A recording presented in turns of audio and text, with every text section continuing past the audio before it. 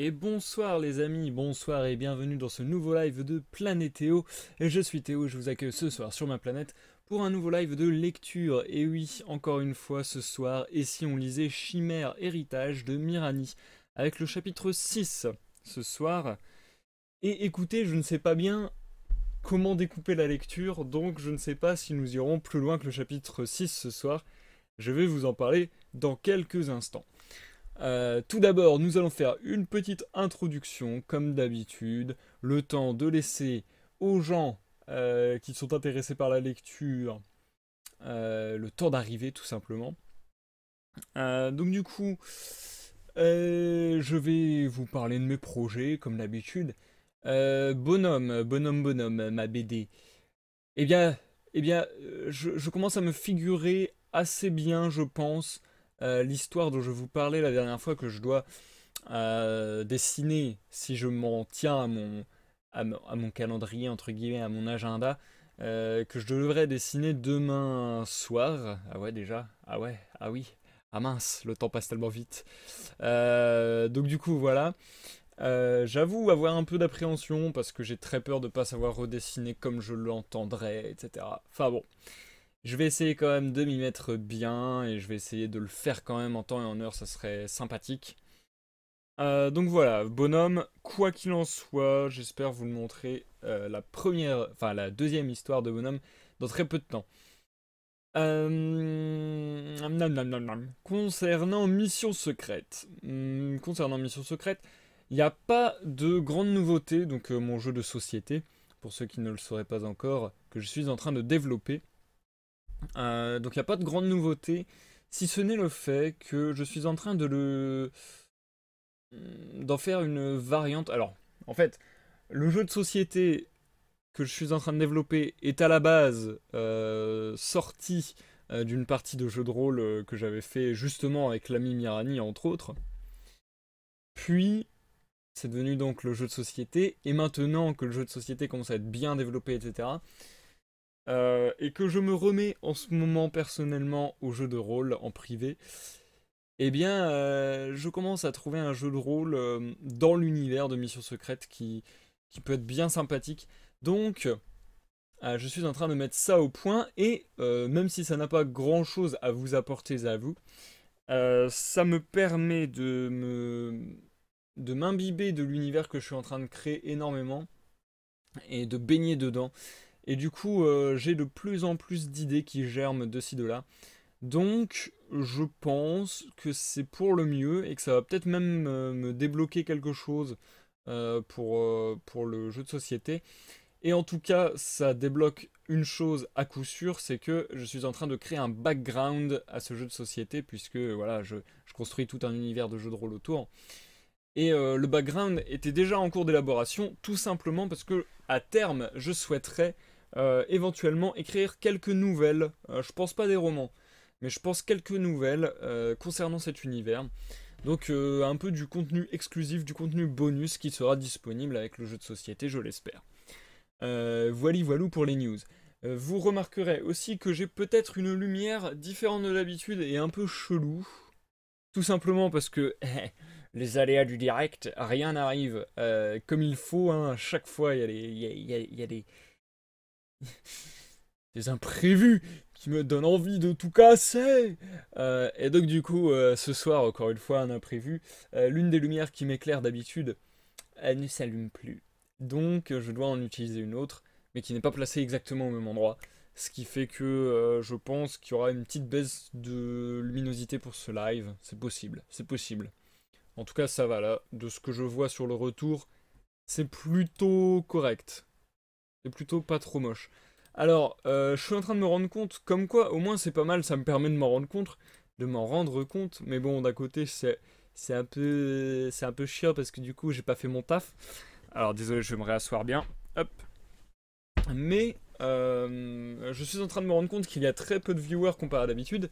Et que, comparé à d'habitude, j'ai oublié de prévenir qu'il y avait live ce soir sur Twitter. Ah, au moins je me rends compte que, a priori, c'est important que je l'annonce sur Twitter. Ce qui n'est pas plus mal. Parce que des fois, je me demandais un peu si ça servait que je le mette sur Facebook, sur Twitter, sur mon site, etc. Est-ce que ça avait un réel intérêt? Vu ce qui est en train de se passer en ce début de live, à savoir qu'il n'y a quasiment personne, je crois que oui, il y a de l'intérêt à ce que je prévienne en amont. Donc voilà. J'ai fauté aujourd'hui. Mais je reprendrai cette habitude dans les plus brefs délais. Voili voilou, je pense avoir tout dit. À vrai dire, voilà. En plus, j'ai fait un live il y a 2 jours et là, je fais des lives assez régulièrement. Donc, à vrai dire, là, j'ai pas énormément plus d'infos à vous communiquer sur mes projets. Donc, je vais pas en parler davantage, ça servira à rien. Euh, Mais du coup, concernant justement cette régularité dans les lives dans ce moment, elle risque d'être un peu ébranlée dans les temps à venir, puisque tout simplement on va arriver au terme de Chimère Héritage, et après il faudra que je vous trouve un nouveau bouquin. Il faut que je fasse cette liste que je n'ai toujours pas faite, dont je ne cesse de vous parler.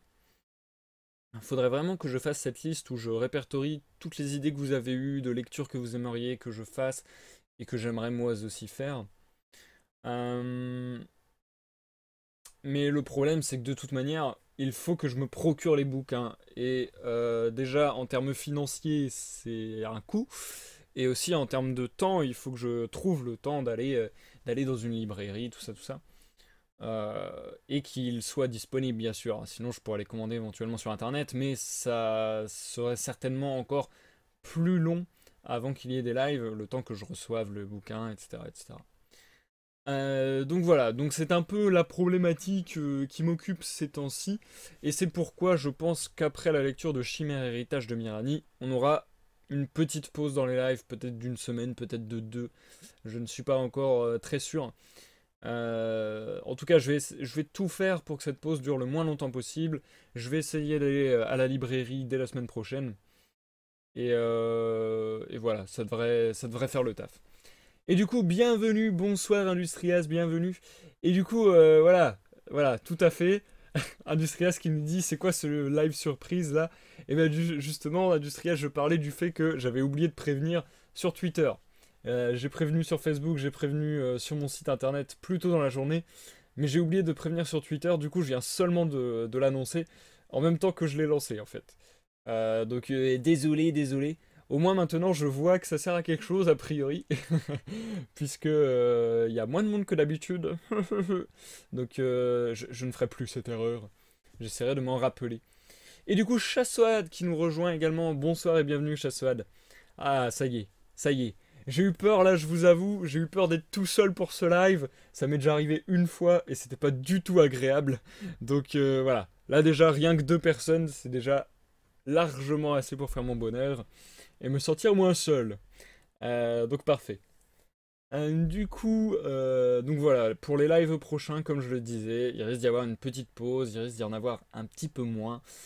Le temps que je me trouve les bouquins tout simplement et que je définisse cette fameuse liste de romans que j'aimerais vous lire. D'ailleurs, je vais peut-être pas la limiter qu'à des romans. Nous verrons, nous verrons, nous verrons. Donc voilà, après la lecture de Chimère Héritage, une petite pause, je pense, dans les lives. D'une semaine à 2 semaines, je dirais. Le temps, je trouve les prochaines lectures. Voilà, je vais cesser de parler comme ça. Concernant maintenant, retournons au sujet qui nous préoccupe ce soir. Concernant Chimère Héritage de Mirani, on arrive donc au chapitre 6.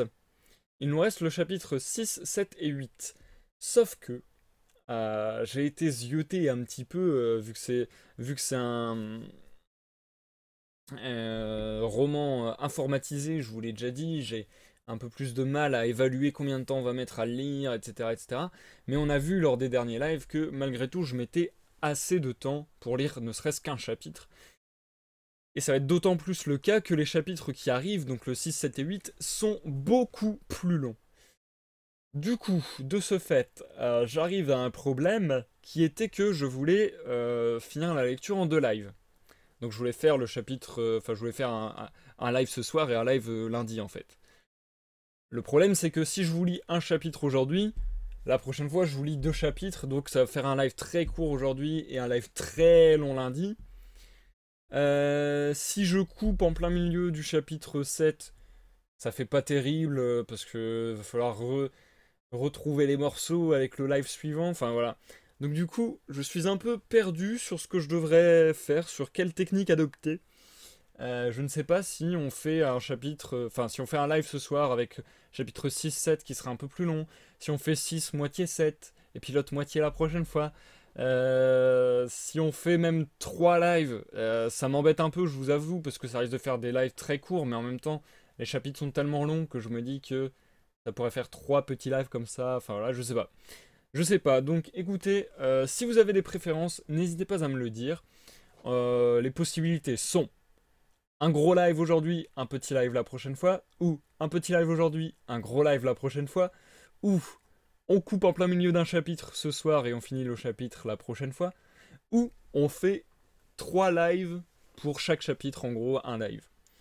À vous de me dire les amis ce qui vous tente le plus, à savoir que votre avis pourra évoluer dans la soirée ainsi que le mien, donc on se refera un topo à la prochaine pause, enfin à la première pause, pour voir si vous commencez à avoir une préférence, puis même à la fin du chapitre 6 on pourra se dire bon, on a déjà beaucoup lu, on va peut-être s'arrêter, enfin bon, on verra, on va un petit peu improviser ce soir. Mais je compte sur vous pour me donner également votre avis. Du coup, Neris qui nous rejoint. Bonsoir Neris, bienvenue dans ce live. Ça fait plaisir de t'avoir parmi nous à nouveau. Bon, bah ça fait plaisir au final, il y a quand même du monde. Ça fait plaisir. Euh, Alors, Chasseade, au pire tu lis et tu vois comment tu le sens. Perso, j'ai pas de préférence. Bah ouais, je pense que je vais faire ça. Je pense qu'on va lire au moins le chapitre 6 entièrement. Ça, c'est dans toutes les possibilités que je vois. De toute manière, on lirait le chapitre 6 entièrement ce soir. Donc ce qu'on va faire, je pense qu'on va lire au moins le chapitre 6 entièrement ce soir. Et après, on avisera selon le temps du live. Et puis la fatigue aussi. Et éventuellement, si vous en avez assez pour ce soir, ou si vous préférez tout simplement que ce soit disséqué en plusieurs lives. Enfin voilà. Bah écoutez, je pense avoir plus ou moins tout dit, avoir plus ou moins fait le tour. Comme je le disais, pas énormément d'infos à vous donner ce soir. Et du coup, ce que je propose, c'est qu'on se lance dans la lecture au plus vite, d'autant que comme je le disais, on a pas mal à lire. Donc, autant y aller à fond, et puis voilà quoi, un petit peu, un petit peu prendre l'ascendant directement sur cette lecture, prendre un peu d'avance. Euh, Alors attendez, j'ai un message sur mon portable. Alors je vais pas y répondre. Je vais juste le marquer comme lu de manière à ce que mon téléphone ne m'attire pas l'œil. Bien. Eh ben écoutez, j'arrête pas de me perdre en palabres et autres tergiversations, mais on va se lancer, on va se lancer. Je déclare ce live de lecture officiellement ouvert. Et nous allons commencer le chapitre 6. Le chapitre 6 commence à la page 69 et se termine à la page 92. Donc, autrement dit, c'est énorme. Donc du coup, j'essaierai, dans les pages 80, je pense, j'opérerai une pause. En tout cas, vous le verrez de toute manière. Ou sinon, je fais le barbare et je le lis en une fois. Mais du coup, si je le lis en une fois, ça va durer au moins 30-35 minutes de lecture, ce qui est assez lourd, je vous l'avoue. Mais bon, nous verrons. N'hésitez pas à me faire des appels du pied dans le chat, même pendant la lecture, hein, à me dire ah bah tu veux pas qu'on fasse une petite pause? Enfin voilà, si vraiment ça commence à être trop lourd, trop long. Sur ce, je vous invite à vous installer, à vous munir de victuailles et de... J'arrive pas à récupérer l'opercule. Ah. Donc je vous invite à vous munir de victuailles et de boissons, à vous installer tranquillement, à vous détendre, à vous reposer avec ma voix. et du coup à partir avec moi pour une nouvelle aventure à bord du Cyriella, ce fameux bateau, bah, j'ai envie de dire bateau pirate, même si c'est pas énoncé clairement, mais c'est un peu le délire au final. Donc n'hésitez pas à embarquer avec moi pour de nouvelles aventures ce soir. J'ai hâte de retrouver tous nos petits personnages. Et du coup, voilà. Santé à vous.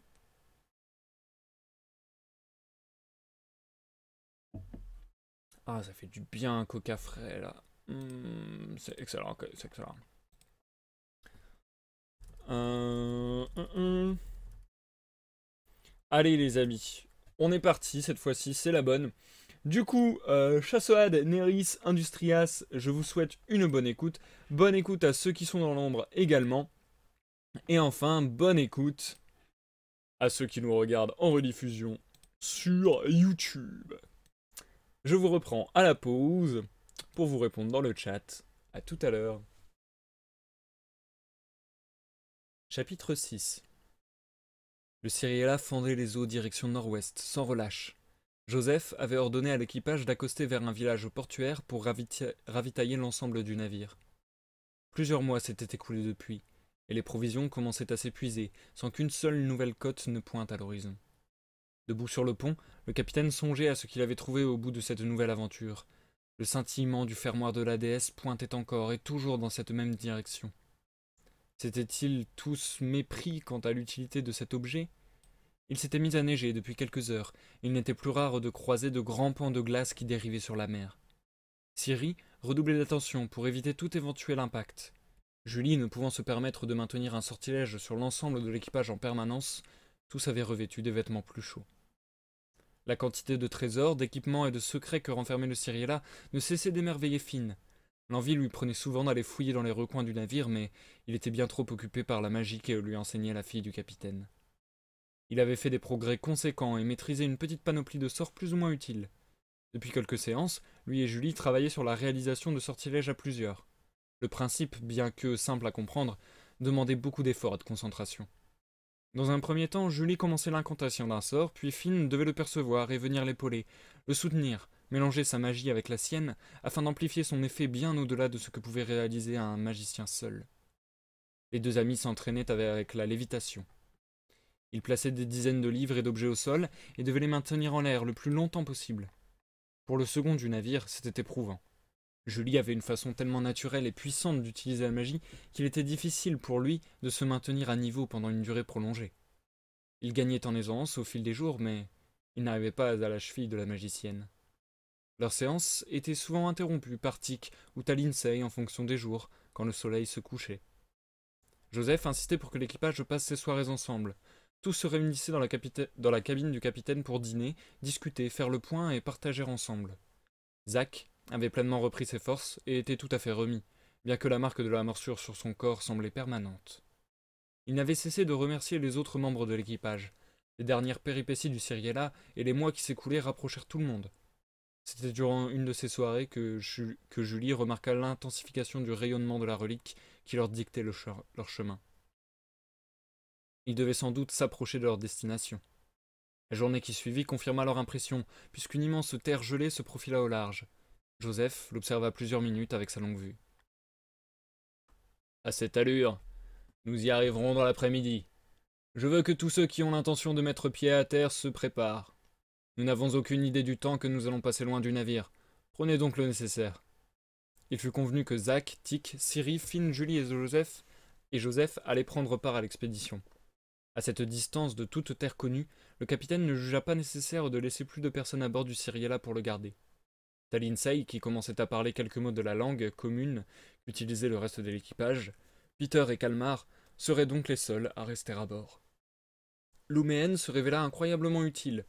Durant les heures de préparation, elle apporta à Julie des petits objets de sa confection. Chacun était serti d'une pierre lisse et transparente. Elle avait emprunté à la magicienne des ouvrages concernant la création d'objets magiques et avait réussi à créer des catalyseurs de sorts. Ces petits bijoux pouvaient être enchantés pour procurer des effets choisis à ceux qui allaient les porter. Julie la remercia vivement et dépensa ses dernières heures à bord du Cyriella pour lancer une variante du sort qu'elle avait utilisé pour faciliter le voyage à travers le désert. Les bijoux de Talinsei allaient permettre à tout le monde d'éviter une partie de la morsure du froid, sans qu'elle soit obligée de rafraîchir son sort en permanence. Elle songea que l'idée de la création de ces objets était peut-être venue à l'esprit de la joaillière lorsque la température avait chuté. Cette activité avait dû lui demander un temps considérable. Après avoir préparé un objet pour chacune des personnes sur le départ, elle rangea le reste des bijoux et rejoignit le reste de l'équipage. L'eau était toujours profonde, même à proximité de la terre gelée. Le Cyriella put s'avancer très près du rivage, et il ne fallut pas beaucoup de temps pour que la chaloupe mise à l'eau ne l'atteigne. Ciri portait la brillante relique et ouvrait donc la marche. Les autres membres du groupe la suivaient de près. Le paysage qui s'étendait autour d'eux était d'une blancheur immaculée. La neige recouvrait tout.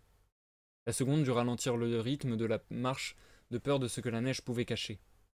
Cette dernière leur arrivant parfois jusqu'aux genoux, il était fort probable qu'une irrégularité dans le relief, comme un trou, puisse être cachée sous les flocons. Des montagnes finirent par se dessiner au loin.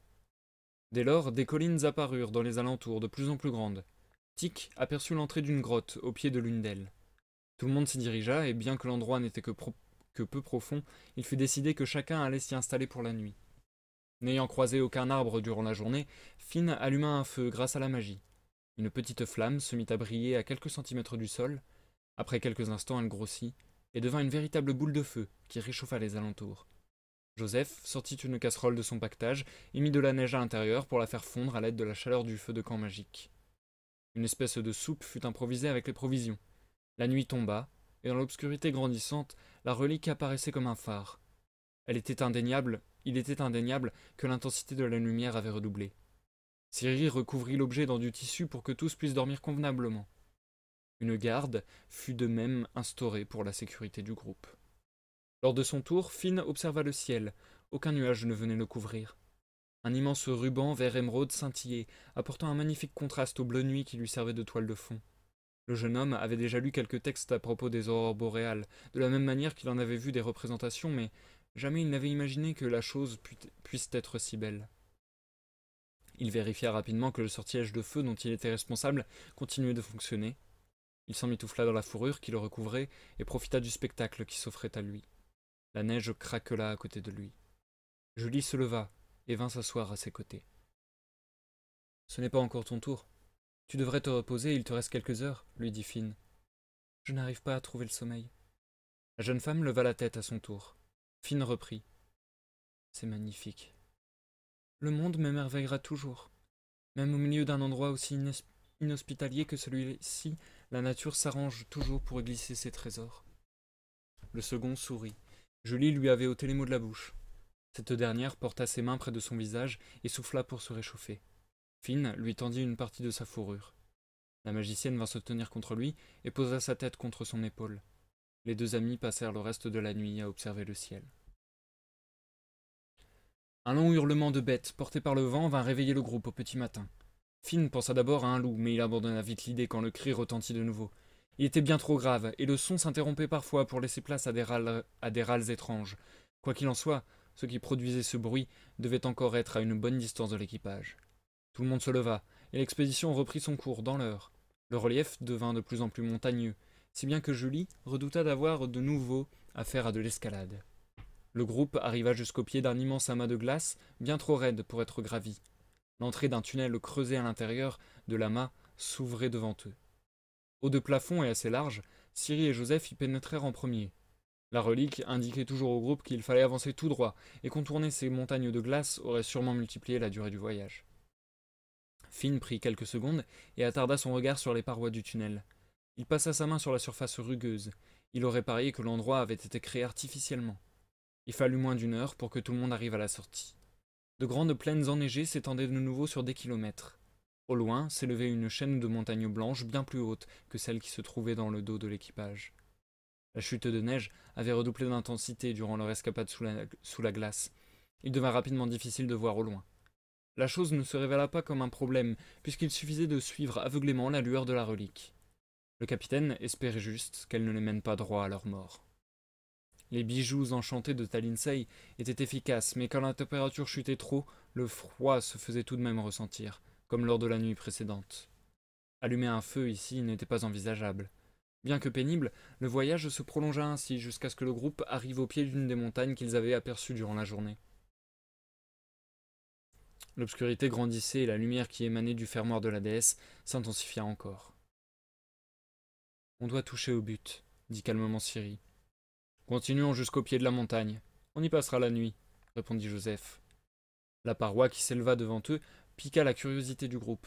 Des dessins et des écritures étaient gravés à même la glace. Les formes sculptées semblaient avoir du sens. On aurait juré que l'ensemble représentait des scènes de bataille, de chasse, de naissance, de fêtes, ainsi que d'autres moments marquants d'une civilisation. Mais un œil non initié ne pouvait les comprendre. L'écriture était cependant connue de Julie, qui le fit remarquer. Je pense pouvoir comprendre ce qui est écrit. Il me faut juste un peu de temps. Le reste du groupe installa le campement pour la nuit. La magicienne se concentra sur une longue phrase écrite en arc de cercle. Dans ce dernier, une forme de main, à 7 doigts, était gravée. Cet endroit spécifique de l'immense œuvre d'art qui recouvrait la paroi parut plus important que le reste à la jeune femme. Cette partie était comme centrée. Elle jura que cela ne devait pas être anodin. Sortant un petit journal de notes, elle se mit au travail. Une soupe semblable à celle de la veille fut préparée. La chaleur du repas était très agréable dans ce milieu si gelé.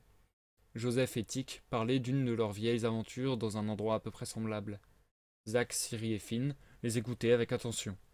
Julie finit par rejoindre tout le monde afin de manger à son tour. Tu as trouvé quelque chose, Julie demanda Ciri.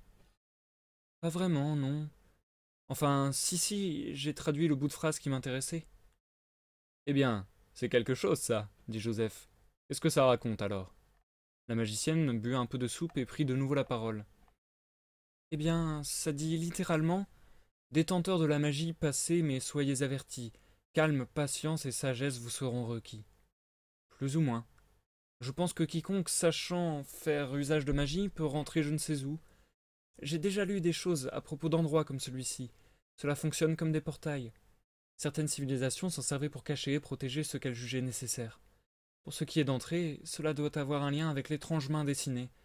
Peut-être que, si j'appose la mienne dessus, je pourrais obtenir des résultats. L'intonation de Julie trahissait un manque d'envie. Elle semblait redouter de franchir le pas.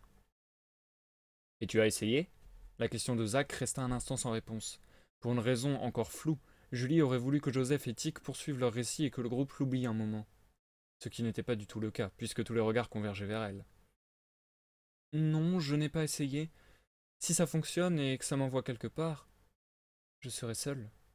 La jeune femme baissa les yeux à mesure qu'elle prononça ces mots. Finn, qui ressentit son malaise, essaya de la rassurer. Peut-être que ça n'ouvrira juste qu'une porte et qu'on pourra tous passer. Peut-être, oui. Je suis fatiguée. Personne ne voit de soucis si on attend demain pour poursuivre. Des regards et expressions de visage s'échangèrent. Les uns faisaient comprendre aux autres que personne n'y voyait d'inconvénient. Une garde fut de nouveau instaurée, et la nuit passa sans incident. Julie se trouva une nouvelle fois devant la paroi de la montagne. L'ensemble du groupe était cette fois derrière. Elle insista pour que tout le monde se tienne la main avant qu'elle n'essaie quoi que ce soit. Sa demande fut acceptée. La jeune femme apposa sa main dans l'arc de cercle. Cette dernière parut minuscule au milieu de celle gravée. Elle ferma les yeux et se concentra, comme lorsqu'elle s'apprêtait à lancer un sort. Elle perçut de manière plus aiguë l'environnement autour d'elle, la neige qui venait nourrir le tapis glacé qui recouvrait le sol, le vent qui soufflait sans cesse. Ses sens s'aiguisèrent et elle se mit à entendre la respiration de ses compagnons. Elle sentit leur odeur. Elle rougit un instant, puis tout à coup, elle perçut un infime battement provenant de la montagne. La vibration gagna en intensité. Elle crut entendre des percussions, un tambour, qui venait du plus profond de la glace. Les battements résonnèrent dans sa tête, puis dans tout son corps. Les gravures sur le flanc de la montagne s'illuminèrent. Une intense lumière fut projetée dans l'endroit où Julie avait posé sa main. L'ensemble du groupe fut aveuglé et recula dans une tentative de réduire la vive douleur provoquée par la luminosité bien trop intense. Le phénomène s'arrêta. Les yeux de l'équipage se réhabituèrent à l'environnement. « Je n'ai plus la relique !» cria Ciri en proie à l'étonnement. « Et Julie n'est plus là non plus, » répondit Joseph. « Finn, tu peux peut-être tenter quelque chose ?» Le silence fut la seule réponse apportée à la question du capitaine. Zach, Tic, Ciri et lui observèrent les alentours avec précipitation. « Finn ?» Un vent calme et doux soufflait sur la plaine et venait... Pardon, je reprends. Un vent calme et doux soufflait sur la plaine et venait balayer les hautes herbes rutilantes qui se courbaient au rythme des impulsions. Des arbres s'élevaient du sol coloré tous les quelques mètres. Leurs troncs étaient grands et fins à la manière des palmiers. La forme de leurs larges feuilles s'apparentait aussi à ces derniers, mais leur couleur était bien différente. Verte à la base, elle devenait cramoisie sur le bout, en passant brièvement par un bleu vif qui créait une petite bande sur chacune d'entre elles. À l'ombre de ces arbres lézardaient des créatures reptiliennes. Couchés sur leurs flancs, ces animaux aux écailles oranges semblaient ravis de leur situation. L'un d'entre eux leva une patte et se gratta vivement le cou, juste derrière la petite collerette distinctive qui leur servait à s'exprimer. Cette dernière pouvait se déployer et changer de couleur pour traduire différentes émotions ou différents besoins. L'animal ouvrit ses grands yeux, observa les alentours, puis se recoucha parmi ses confrères. Le bruit d'une rivière à faible courant à proximité venait bercer leur repos. Cet ombrage, sous cet arbre précis, se révélait comme leur endroit favori. Ils y venaient après chaque repas sans jamais y manquer. Les baies et autres fruits poussant sur des buissons roses et touffus constituaient l'essentiel de leur alimentation. Ces étranges lézards, pris par leur gourmandise, mangeaient bien plus qu'à leur faim, et la digestion qui résultait de leur festin était longue et difficile. Un bref mouvement se fit apercevoir dans les étendues d'herbe cramoisies de la plaine. Une petite créature orangée essayait tant bien que mal de rejoindre les autres membres de sa meute. Sa tête dépassait à peine de la végétation.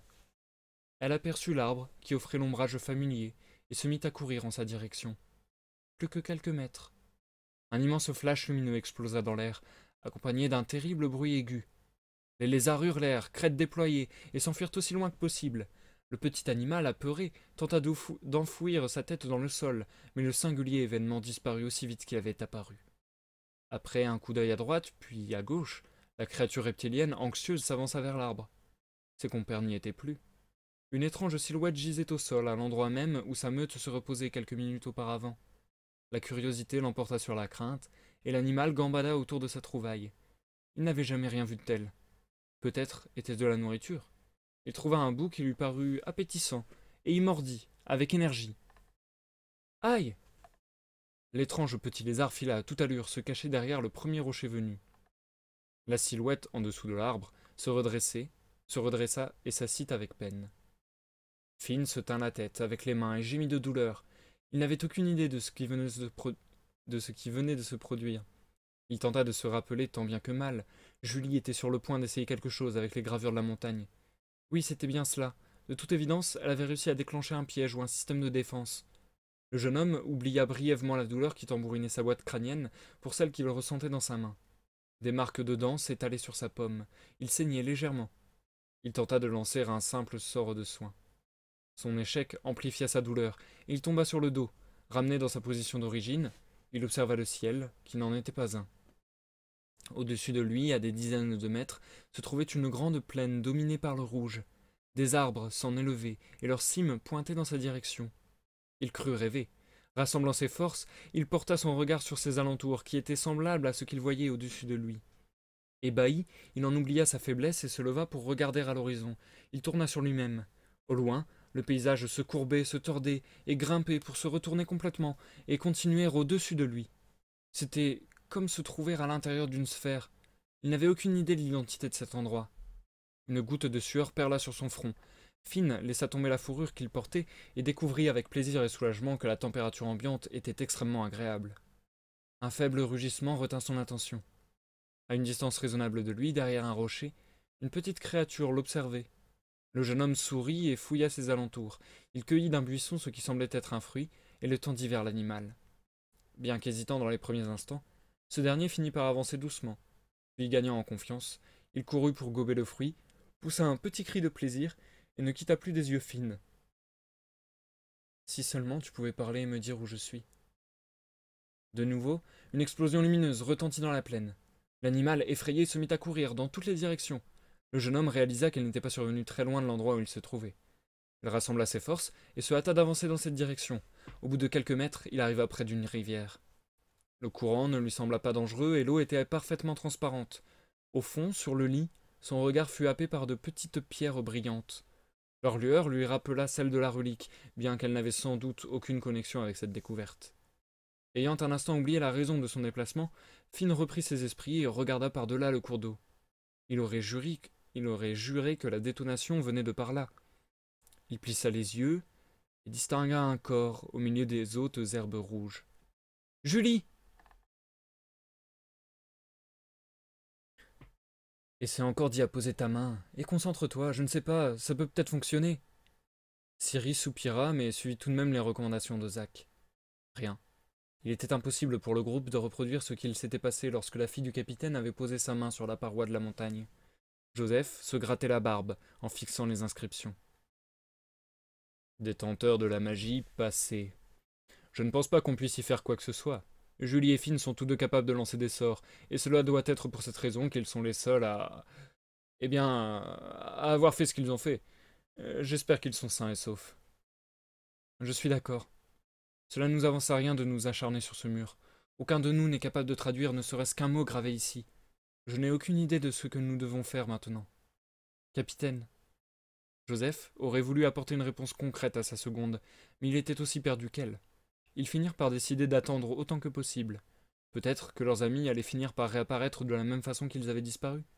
Dans tous les cas, il était hors de question de rebrousser chemin et de les laisser derrière. Zach, Tic, Joseph et Ciri s'assirent en cercle, près les uns des autres, afin de se réchauffer. Le temps était plus clément que la veille, mais la température restait difficilement supportable, même à l'aide des gadgets magiques de Julie, et il n'avait plus de quoi allumer un feu. Le temps se mit à défiler pour le petit groupe. Le capitaine finit par briser la monotonie en sortant quelques provisions. Ciri en attrapa quelque part et les distribua. En saisissant sa nourriture, Tic commença à raconter une anecdote qui lui revint à l'esprit. La seconde l'interrompit quasi aussitôt. « Attends, Tic. » Elle avait joint le geste à la parole et levé la main vers Tic. Elle resta dans cette position et tendit l'oreille. « Vous entendez ?»« Oh, moi, tu sais, j'entends plus grand-chose, » plaisanta le canonnier du navire. Le capitaine arrêta de manger et prêta attention aux alentours. Un faible raclement lui parvint. Lui et Ciri se levèrent et regardèrent au loin. Encore, le bruit cette fois plus audible fut entendu même par Tic. Instinctivement, tout le groupe se figea. Impossible de fuir dans leur position. Oh ben, là, mon pied. Des paroles indistinctes venaient de rejoindre le raclement qui survenait maintenant de manière régulière. Rapidement, l'équipage distingua plusieurs voix, au moins deux. L'une était rauque et autoritaire, l'autre plus grinçante et géniarde. Épée dégainée et conscients qu'ils n'avaient pas d'autre choix, Ciri, Zach et Joseph se levèrent et avancèrent pour identifier plus précisément le phénomène. La jeune femme, à l'avant, s'arrêta brusquement et retint son souffle. À quelques dizaines de mètres, progressaient dans la neige trois énormes silhouettes. Deux d'entre elles menaient la marche et la dernière tirait une lourde charge posée sur ce qui pouvait être apparenté à un traîneau de fortune. La voix de celle-ci retentit plus clairement. Il s'agissait de la plus aiguë de celle qu'ils avaient déjà entendue. « Ouais, ben, j'en ai ras les bordures, moi, de perdre à ton jeu stupide. C'est toujours moi qui tire. C'est quand qu'il tire, lui, hein ?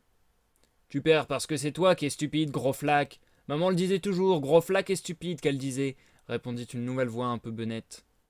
Je suis peut-être stupide, mais toi, t'es laid comme un tricot flampe. Un rire gras et maladroit retentit. Puis la voix autoritaire interrompit la conversation. Taisez-vous. On n'est qu'à la moitié du chemin, et il est hors de question que je m'entartine vos jérémiades jusqu'à la maison. Et j'ai déjà dit 1000 fois, on parle pas de maman. Il était désormais possible pour l'équipage de Cyriella d'apercevoir avec précision la petite troupe qui se disputait. Sans aucun doute, aucun d'eux n'était humain. Chacun faisait au moins 2 fois la taille de Joseph, et celle de celui qui tirait le traîneau était la plus impressionnante. On pouvait reconnaître des jambes et des bras, mais ceux-ci étaient énormes, et la peau qui les recouvrait semblait être un assemblage de petites plaques de roche. Un vulgaire pagne leur servait d'unique vêtement. Leur visage grossier rappela à Ciri celui du gobelin qui l'avait aidé à sauver Zach, en bien plus difforme et laid. La première créature, celle autoritaire, avait des cheveux dressés sur son crâne. Ces derniers tenaient cette position grâce à la saleté qui les souillait. Le second, qui ne tirait pas le fardeau, était complètement chauve. Quant au dernier, il était facilement reconnaissable car il ne possédait qu'un seul gros œil qui trônait au milieu de son visage. L'équipage demeura silencieux au possible. Si une seule des créatures tournait la tête vers eux, ils seraient repérés aussitôt. Bouger n'était pas non plus envisageable, le moindre bruit pouvant également les trahir. La troupe insolite progressa pendant plusieurs minutes. Ciri souffla de soulagement. Elle était sur le point d'arriver assez loin. « Oh, Pizut ! Qu'on rejoue ! Je ne veux plus tirer !» Le cortège s'arrêta net. Les 2 créatures à sa tête se retournèrent vers la troisième. Je vais te baffer, gros flac, t'as perdu, c'est le... Oh. Le silence se fit, et les trois silhouettes se tournèrent vers le groupe. Pendant un instant, tous se dévisagèrent, incapables de prendre une décision. D'accord, on va faire une pause défoulement. Le monstre aux cheveux ébouriffés rigola et attrapa une grosse massue dans le chargement. Il reprit. Gros flac, Moumouk, le premier qui chope la femelle dormira sur la fourrure. Ne les abîmez pas trop, sinon le passeur voudra pas nous les acheter. Sans attendre, les trois créatures chargèrent. Il ne leur fallut pas plus de quelques secondes pour fondre sur l'équipage du Cyriella. Zach tenta de s'interposer en premier, mais il reçut une énorme claque sur le crâne et tomba dans la neige inconscient. Le monstre à l'œil unique isola Ciri et tenta de l'attraper. Joseph et Tic arrivèrent pendant un instant à tenir en respect les deux autres lourdeaux, mais leurs forces vinrent rapidement à bout d'eux, et ils furent obligés de se rendre. Un hurlement de douleur retentit. Elle l'a tranché! Misère, misère, elle l'a tranché! Ciri, essoufflée, luttait toujours avec la brute qui s'en était prise à elle. N'ayant pas pu esquiver tous ces coups de poing qui arrivaient à une vitesse fulgurante, du sang coulait de sa bouche. La créature avait cependant cessé l'assaut et tenait ébahi un de ses bras tranché avec celui qui lui restait. La seconde pensa un instant avoir blessé mortellement son adversaire, mais elle remarqua que sa blessure avait déjà cicatrisé. Le chef de la bande interpella la jeune femme. « Oh, la femelle! C'est pas très gentil! Gros flac pourra plus tirer maintenant! Par contre, tu vas docilement poser ton couteau, sinon, j'arrache la tête de tes amis. » Zach, Tic et Joseph étaient à la merci des créatures. Ciri n'eut d'autre choix que d'obéir. Tout le groupe se retrouva ligoté. « T'en fais pas, gros flac, il t'en reste un. C'est bien suffisant. » Finn traversa la rivière en hâte. Nul besoin de nager puisque l'eau ne lui arrivait qu'aux hanches. Sans prendre le temps d'essorer ses vêtements, il se précipita vers le corps qu'il avait aperçu plus tôt. Allongée sur son côté, Julie était inconsciente. Finn lui attrapa la main et vérifia son pouls. Il était très faible. Le second du Cyriella, oubliant la douleur qui n'avait toujours pas laissé sa tête en paix, réitéra un sortilège de soins. À sa grande surprise, il réussit à le lancer avec une facilité déconcertante. Même en pleine forme, il n'était pas encore parvenu à ce degré d'aisance auparavant. Julie lui répétait souvent que la magie n'était rien d'autre qu'une communion, qu'un lien avec le monde qui les entourait. Il ne l'avait pas remarqué quelques instants plus tôt, mais il était bien plus facile d'établir cette connexion dans l'endroit où il se trouvait. Finn se sentit capable de repousser ses limites. Le sort qu'il venait de lancer faisait son effet. La magicienne ouvrit les yeux et se redressa.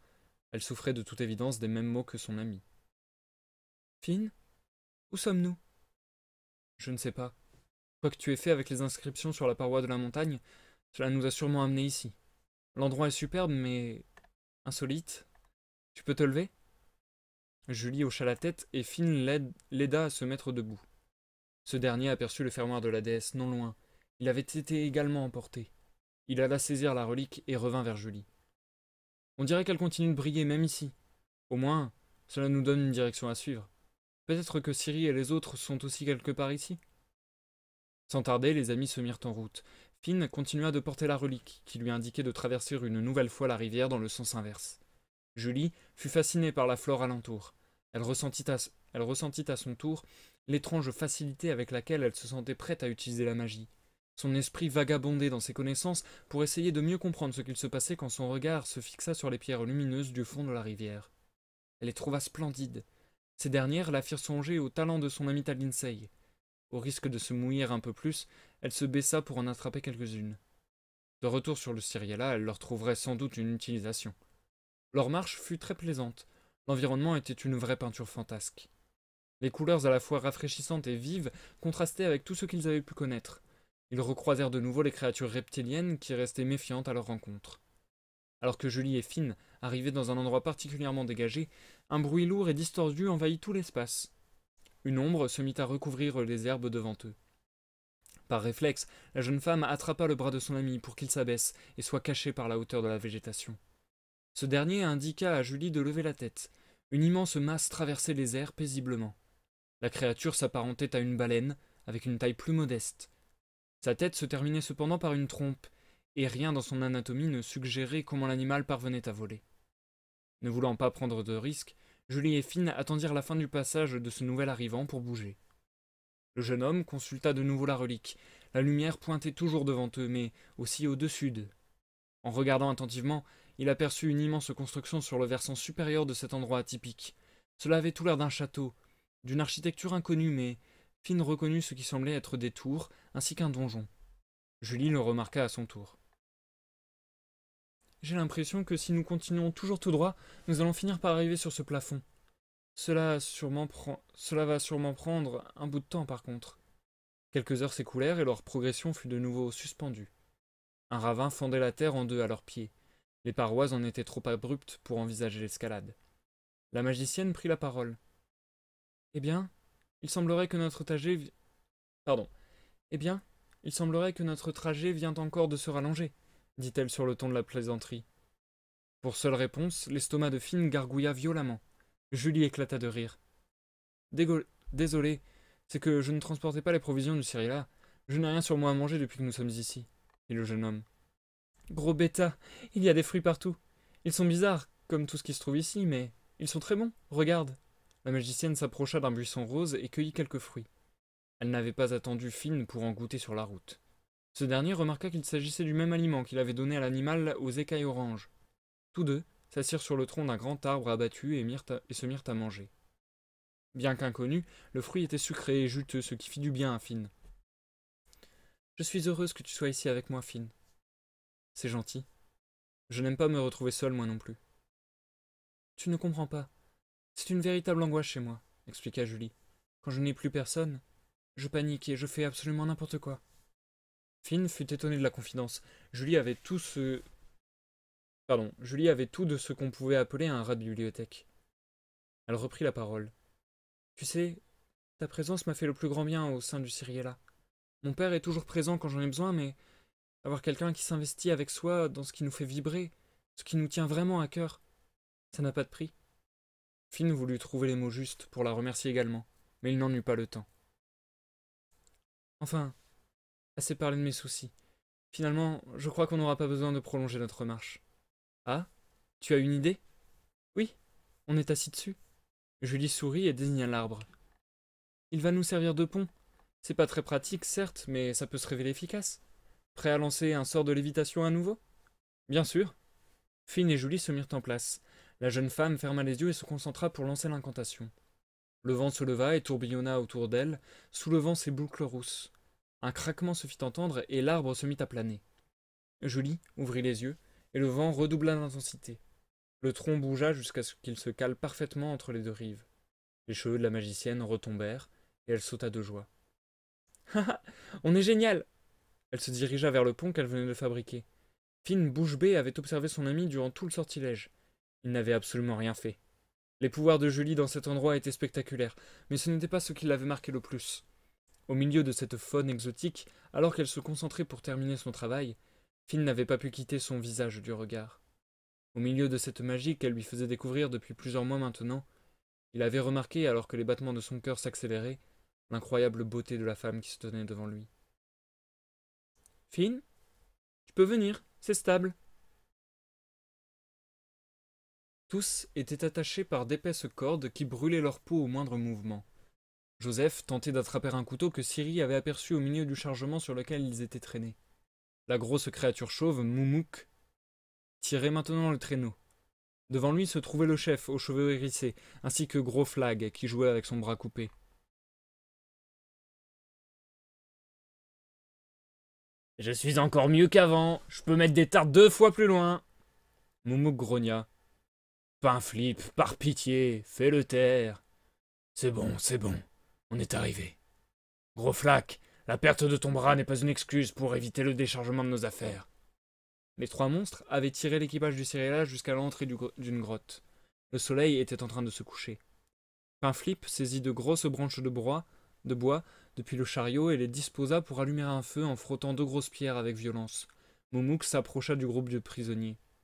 « Eh, ils sont presque bleus. Faudrait les mettre près du feu qu'ils ne se ressemblent pas en glaçons. »« Ouais, t'as qu'à faire ça pendant que Gros Flac installe nos couchettes. Et je garde la fourrure vu que personne n'a arrêté la femelle tout seul. » La proximité du feu fit le plus grand bien à l'équipage malgré leur position inconfortable. Les 3 géants sortirent des bouts de viande qu'ils firent griller. Joseph, Ciri, Zach et Tic salivèrent quand l'odeur de la cuisson parvint jusqu'à leurs narines. Leurs estomacs restèrent cependant vides. Pinflip, le chef des créatures, interpella Ciri. Hé, toi, la femelle! Tu parles notre langue à nous? Je sais même pas si t'as une voix. T'étais sur le point de mettre une foutue raclée à mon frangin. Où que c'est que t'as appris à bouger comme ça? Ciri bouillonna intérieurement. Elle rêva de s'emparer son épée et d'en finir avec ses gros lourdeaux. Bon, t'as pas l'air d'être une grande pipelette. Remarque, c'est pas plus mal. Y en a qui devraient en prendre de la graine. Gros Flax s'arrêta de manger et prit la parole, des bouts de viande plein la bouche. Tu parles de moi? Demanda-t-il d'un air bête. De qui d'autre? Tiens, rends-toi utile et va me chercher l'arme de la femelle. Elle serait enchantée ou magique que ça m'étonnerait pas. La créature se leva maladroitement et se mit à fouiller dans les affaires du groupe. Il sortit d'un sac une poignée de balles en fer. Oh oh, c'est quoi que ça? Il tendit les balles vers les prisonniers pendant que ses deux frères observaient. C'est quoi que ça? Dit-il d'une manière plus insistante. Tic reconnut une partie de ses affaires. Il saisit l'occasion. C'est des gros bonbons au poivre. Vous avez entendu les gars, c'est des gros bonbons, et au poivre en plus. Le géant ne perdit pas de temps et engloutit toutes les balles. Pinflip perdit patience. Elle vient, cette épée? Non, c'est moi qui la garde, c'est moi qui ai perdu mon bras. Viens la prendre ta claque, tu l'as pas mérité, tu l'as pas démérité. Le chef se leva de rage et s'avança lourdement vers Grosflac. Tic fit comprendre à ses amis qu'il ferait mieux de se débrouiller pour s'éloigner un maximum des créatures. À l'aide de leurs jambes, ils essayèrent de bouger. Bien que la méthode fût laborieuse, ils arrivèrent petit à petit à prendre de la distance alors que les géants étaient occupés. Celui à l'œil unique tenait en respect le chef à l'aide de son bras coupé. Ce dernier hurla. Aide-moi, Moumouk! Non, pardon, je suis trompé de personnage. Aide-moi, Moumouk! Il mérite sa raclée! La créature chauve se joignit au conflit. Elle et Pinflip réussirent à saisir Grosflac et ils le poussèrent violemment contre une paroi de la grotte. S'ensuivit une énorme détonation. Des bouts des géants retombèrent partout sur le sol, qui vira au rouge. Le rire de Tic fut porté par l'acoustique atypique de la grotte. Tic? Les amis du canonnier prononcèrent son nom à l'unisson, en l'attendant d'une explication. Vous vous doutez bien que c'était pas des bonbons au poivre que ce gros lourd a mangé. Il s'agissait d'une de mes nouvelles créations. Le souci, c'est qu'elles sont clairement instables. Haha. Et tu les as prises avec toi pour ce voyage? Ciri, consternée, n'eut pour réponse qu'un hochement d'épaule suivi d'un air satisfait de la part de Tic. Et maintenant? On va pas ramper jusqu'au Cyriella? Demanda Zach. Peut-être qu'on peut essayer d'attraper nos épées cette fois, répondit le capitaine. Allez, encore un effort. Toujours d'une manière maladroite, le groupe se traîna jusqu'à la lame la plus proche. Joseph réussit à frotter ses liens contre le tranchant de l'épée pour se libérer. Il ne lui fallut pas longtemps avant de pouvoir aider ses amis. Chacun tenta de retrouver un maximum de ses affaires dans le désordre complet de la caverne. Le groupe profita également de l'occasion pour faire préparer un repas avec les provisions des géants. Ils ne trouvèrent pas beaucoup de nourriture qui n'était pas souillée par leur sang foncé et laiteux, mais cela fut tout de même l'affaire. Il fut décidé que chacun allait reprendre des forces tant qu'il se trouvait dans cet abri. Ils réfléchiraient pour la suite au petit matin. Et nous allons donc marquer une petite pause, les amis. Voilà, voilà. Fouh. Ça nous a déjà fait une assez violente lecture, parce que non seulement les chapitres sont plus longs en termes de pages, mais ils sont aussi plus longs en termes de... d'écriture, je ne saurais pas vous expliquer. Mais en gros, les chapitres précédents, Mirani mettait beaucoup d'espace et beaucoup de dialogue et beaucoup d'espace entre les paragraphes, il revenait souvent à la ligne, etc., etc. Alors que là, dans le chapitre qu'on vient de lire, il y avait des gros blocs de texte énormes. Donc c'est pour ça que la lecture a quasiment duré 40 minutes. Waouh, chaud! Ah ouais, la violence. Donc voilà, la première partie de lecture de ce soir a duré quasi 40 minutes, ce qui est quasi 2 fois plus que ce que je fais en général. Du coup, je ne suis pas sûr de ce que nous allons faire, mais je pense qu'on va vraiment... je pense qu'on va vraiment tous se focaliser sur le chapitre 6 pour ce soir. N'hésitez pas à me dire ce que vous en pensez, mais je pense que si on entame le 7, on en a pour très très longtemps. Donc tant pis, on va faire 3 petits lives d'un chapitre par live, je pense, pour les derniers chapitres. Dites-moi ce que vous en pensez. Du coup, je vous lis dans le chat. Alors, la scène avec les trois monstres géants me fait penser à la scène dans le Hobbit où ils utilisent la ruse pour survivre aux trolls. Mais exactement, c'est exactement ça. Mais par contre, alors autant j'ai bien aimé les géants et tout, mais j'aurais bien aimé qu'ils durent un petit peu plus longtemps, j'avoue. Enfin, j'aurais bien aimé qu'ils vivent un peu plus longtemps et qu'il se passe un peu plus de choses avec eux. Mais bon, c'était sympa. Et après, par contre, un truc que j'adore dans l'écriture de Mirani, c'est quelque chose qu'il fait souvent et qu'on a déjà vu dans les chapitres précédents, c'est de scinder le groupe en deux et qui est à chaque fois ce qui se passe pour un groupe, ce qui se passe pour l'autre. Et je trouve que ça, c'est assez géré au niveau du rythme, parce que je rappelle que Mirani, c'est un auteur amateur, entre guillemets. Et ouais, moi je trouve que franchement, il a un super style. Et je trouve que là, en termes de rythme, c'est assez sympathique euh, de, le fait d'avoir un groupe dans la neige avec des gros trolls qui sont clairement dans une situation pas très agréable et qui sont même plutôt dans la merde. Donc ça, je trouve ça vachement cool de lier ça à un récit miroir où les deux magiciens de l'équipage, donc Julie et Finn, se retrouvent dans un monde mince, c'est quoi le mot? Dans un monde nébuleux, mais c'est pas le mot que je cherchais. Dans un monde quasi onirique, voilà. Un monde qui se referme sur lui-même, comme s'ils étaient dans une sphère, on nous dit. Enfin voilà. Un truc un peu chimique, un peu chelou, où des baleines avec une trompe volent dans les airs sans avoir de moyens de voler. Enfin voilà. Donc j'aime beaucoup ce mélange de styles. Et du coup, je ne sais pas ce que vous en dites, mais pour le moment, je pense que ce début de chapitre, c'est le chapitre que j'ai préféré depuis le début quasiment, je pense. Euh, Ouais, enfin, je pense que ce chapitre sera parmi mes préférés en tout cas. J'espère que vous, ça vous plaît parce que moi, pour le coup, alors je vous l'avais déjà dit aussi, mais je trouve que le style de Mirani est très emprunt du jeu vidéo et du jeu de rôle. Et là, pour le coup, le chapitre qu'on vient de lire, ça me fait penser à énormément de d'idées qu'il a pu mettre en œuvre dans des jeux de rôle auxquels j'ai joué en tant que joueur, et donc Mirani en tant que maître du jeu. Donc ouais, je trouve ça vachement emprunt de l'esprit jeu de rôle et je trouve ça grave cool.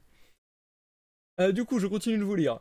Inkdrop et Isnai qui nous rejoignent. Merci d'être là, les amis, ça fait super plaisir. Ça fait vraiment super plaisir en plus. C'est vraiment trop cool. Alors.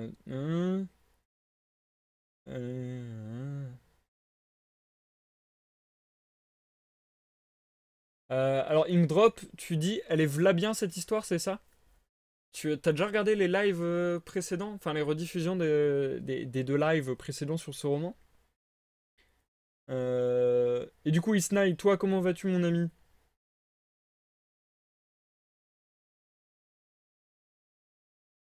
Chassoad, oui, j'ai pensé au jeu de rôle auquel j'ai participé, le truc de la porte avec la phrase dans une langue inconnue et tout. Mais exactement, Chassoad. Ça, c'est le format classique, entre guillemets, d'une mission de JDR. C'est. Mince, comment on dit déjà? C'est porte, monstre, trésor, je crois. Enfin, de toute manière, même dans les jeux vidéo, c'est souvent ça le schéma classique. C'est ouais, porte monstre trésor. Et donc là, il y a vraiment un peu ce délire-là, c'est assez sympa. Mais en plus travaillé malgré tout, parce que là, l'univers est quand même assez fou. Enfin, genre, l'univers onirique, là, je le trouve vraiment cool. Autant les trolls, c'est quelque chose d'un peu vu et revu, mais ça reste fun et ça reste des trucs réminiscents et qu'on kiffe bien. Mais ouais. Mais là, moi, je suis encore plus fan de l'univers totalement original qu'il a créé avec Finn et Julie, là. Je trouve ça vraiment cool. Et salut Minato qui nous rejoint également. Salut collègue de modération. Bienvenue Minato, ça fait plaisir que vous soyez tous là. Il y a du monde ce soir, ça fait super plaisir.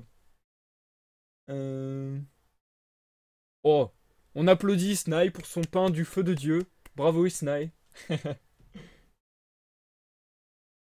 Mais ouais, moi aussi, Chassoat, j'ai cru que les reptiles allaient parler. J'ai tellement cru ça. Mais si ça se trouve, c'est pas fini, hein. Si ça se trouve, on va en recroiser, ils vont reparler plus tard, tu vois. Si ça se trouve. Ouais, non, j'en sais rien, parce que là, si ça se trouve, je vais spoiler et c'est pas cool. Mais si ça se trouve, les reptiles sont les maîtres de ce monde. Et genre, dans le château, il va y avoir que des reptiles en mode roi et reine et tout, tu vois. Euh, Et du coup, Inkdrop, tu n'es pas une piètre auditrice, pas du tout. Forcément, t'as pas le temps. Attends, je fais des lives au minimum 2 fois par semaine et ça dure 2h30, donc c'est tout à fait compréhensible que t'aies pas le temps.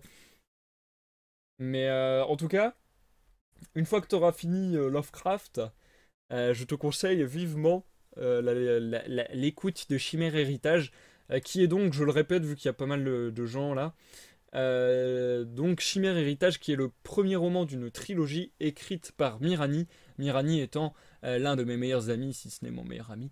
Et donc voilou, collègue de jeux de rôle.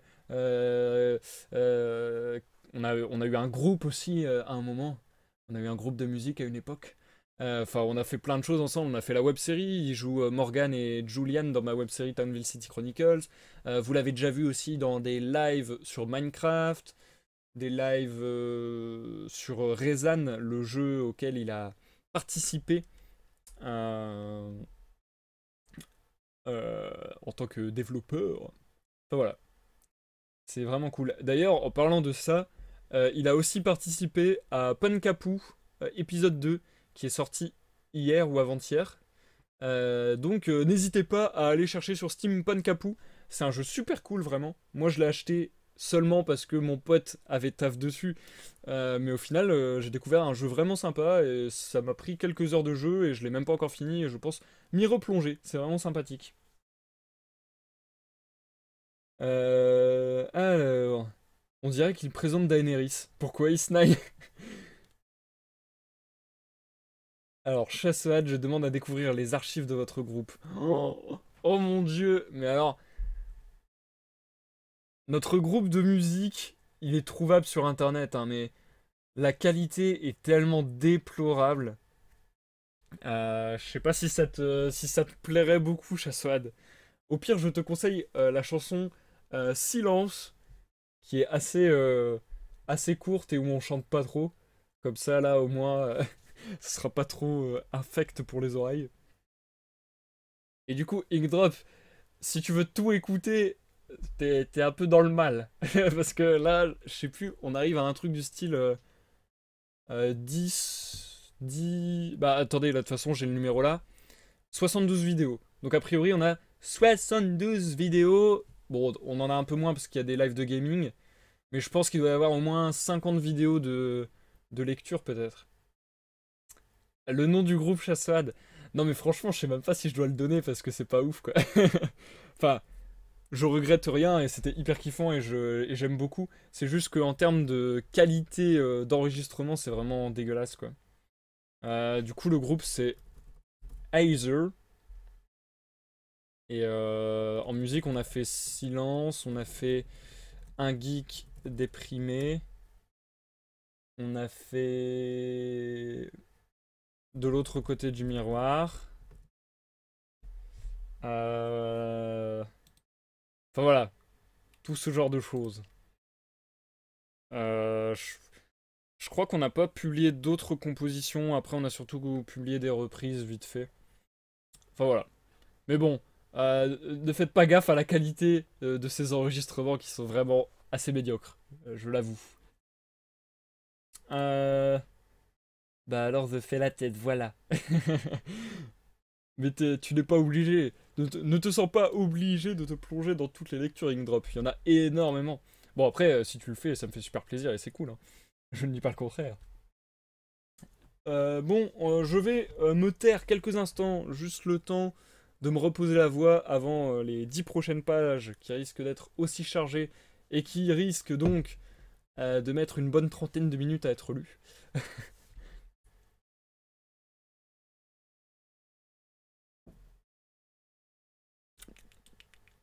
Hmm. Vous voyez les lézards là, les reptiliens, les sortes de lézards orange, si je ne m'abuse, que décrivait Mirani dans son texte, au milieu d'herbes cramoisies et de buissons roses, etc. Enfin, ouais, je trouve ça trop bien déjà. C'est hyper solaire avec des palmiers et tout, enfin, j'adore. Mais c'est très étrange. Ça me rappelle un peu. Bon, je ramène tout à moi, c'est pas bien. Mais ça me rappelle un peu, par exemple, dans Tanville City Chronicles, j'avais eu cette idée pour bien signifier le fait qu'on n'était plus dans le monde réel, mais dans le monde des dieux à un moment, de remplacer toute la végétation qui est d'abord d'habitude verte, par un calque pour la changer en violet. Et donc c'est pas un changement énorme, mais le fait que lorsqu'il se balade dans la forêt, bah, toutes les feuilles sont violettes, forcément, direct, tu te dis, ok, c'est pas le même monde, quoi. Et ça rajoute de l'exotisme, etc. Donc j'aime beaucoup ce genre de petits détails dans les textes. Et dans les univers de jeux de rôle, de jeux de société, de jeux vidéo, de films, de séries. Enfin bref. Euh, Et du coup, ouais, tout ça pour dire que les petits lézards orange à collerette que nous a décrit Mirani tout à l'heure, je les imagine bien comme ça. Je les imagine bien faire des...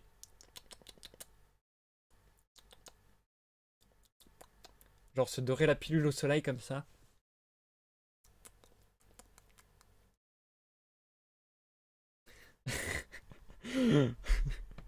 Je fais ce genre d'imitation juste pour me... Juste pour pouvoir faire silence et me reposer la voix en vérité.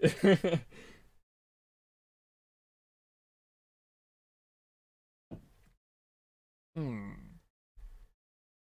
En tout cas, j'ai hâte de savoir la suite là. Franchement, je suis de plus en plus fan de romans en fait. En cela que...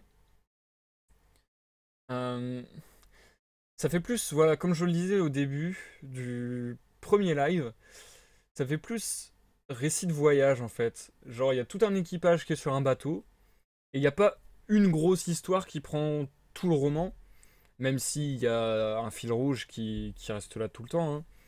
Mais il y a vraiment plein de petites épopées qui s'enchaînent.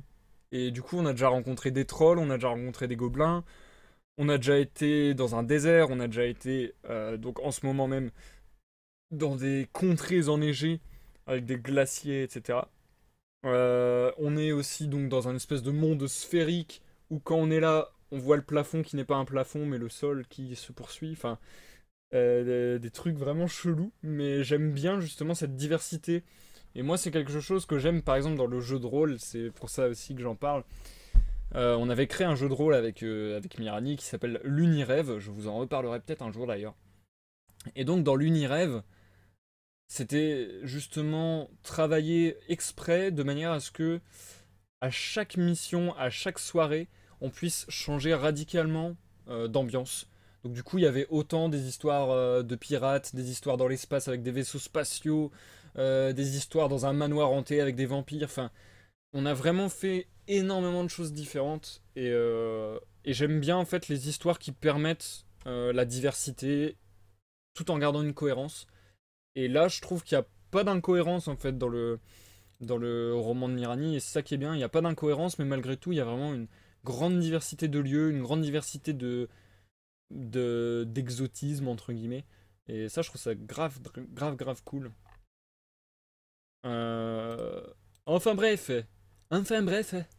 Du coup, on va se relancer dans la lecture, je pense, parce que là, on a fait une bonne petite pause de 10 minutes. Donc on va se relancer pour la fin du chapitre 6. Comme d'habitude, ça va pas être du tout naturel quand je m'arrête en plein milieu d'un chapitre, mais c'est pour moi, pour m'aider lors des rediffusions YouTube afin de mettre les timecodes au bon endroit.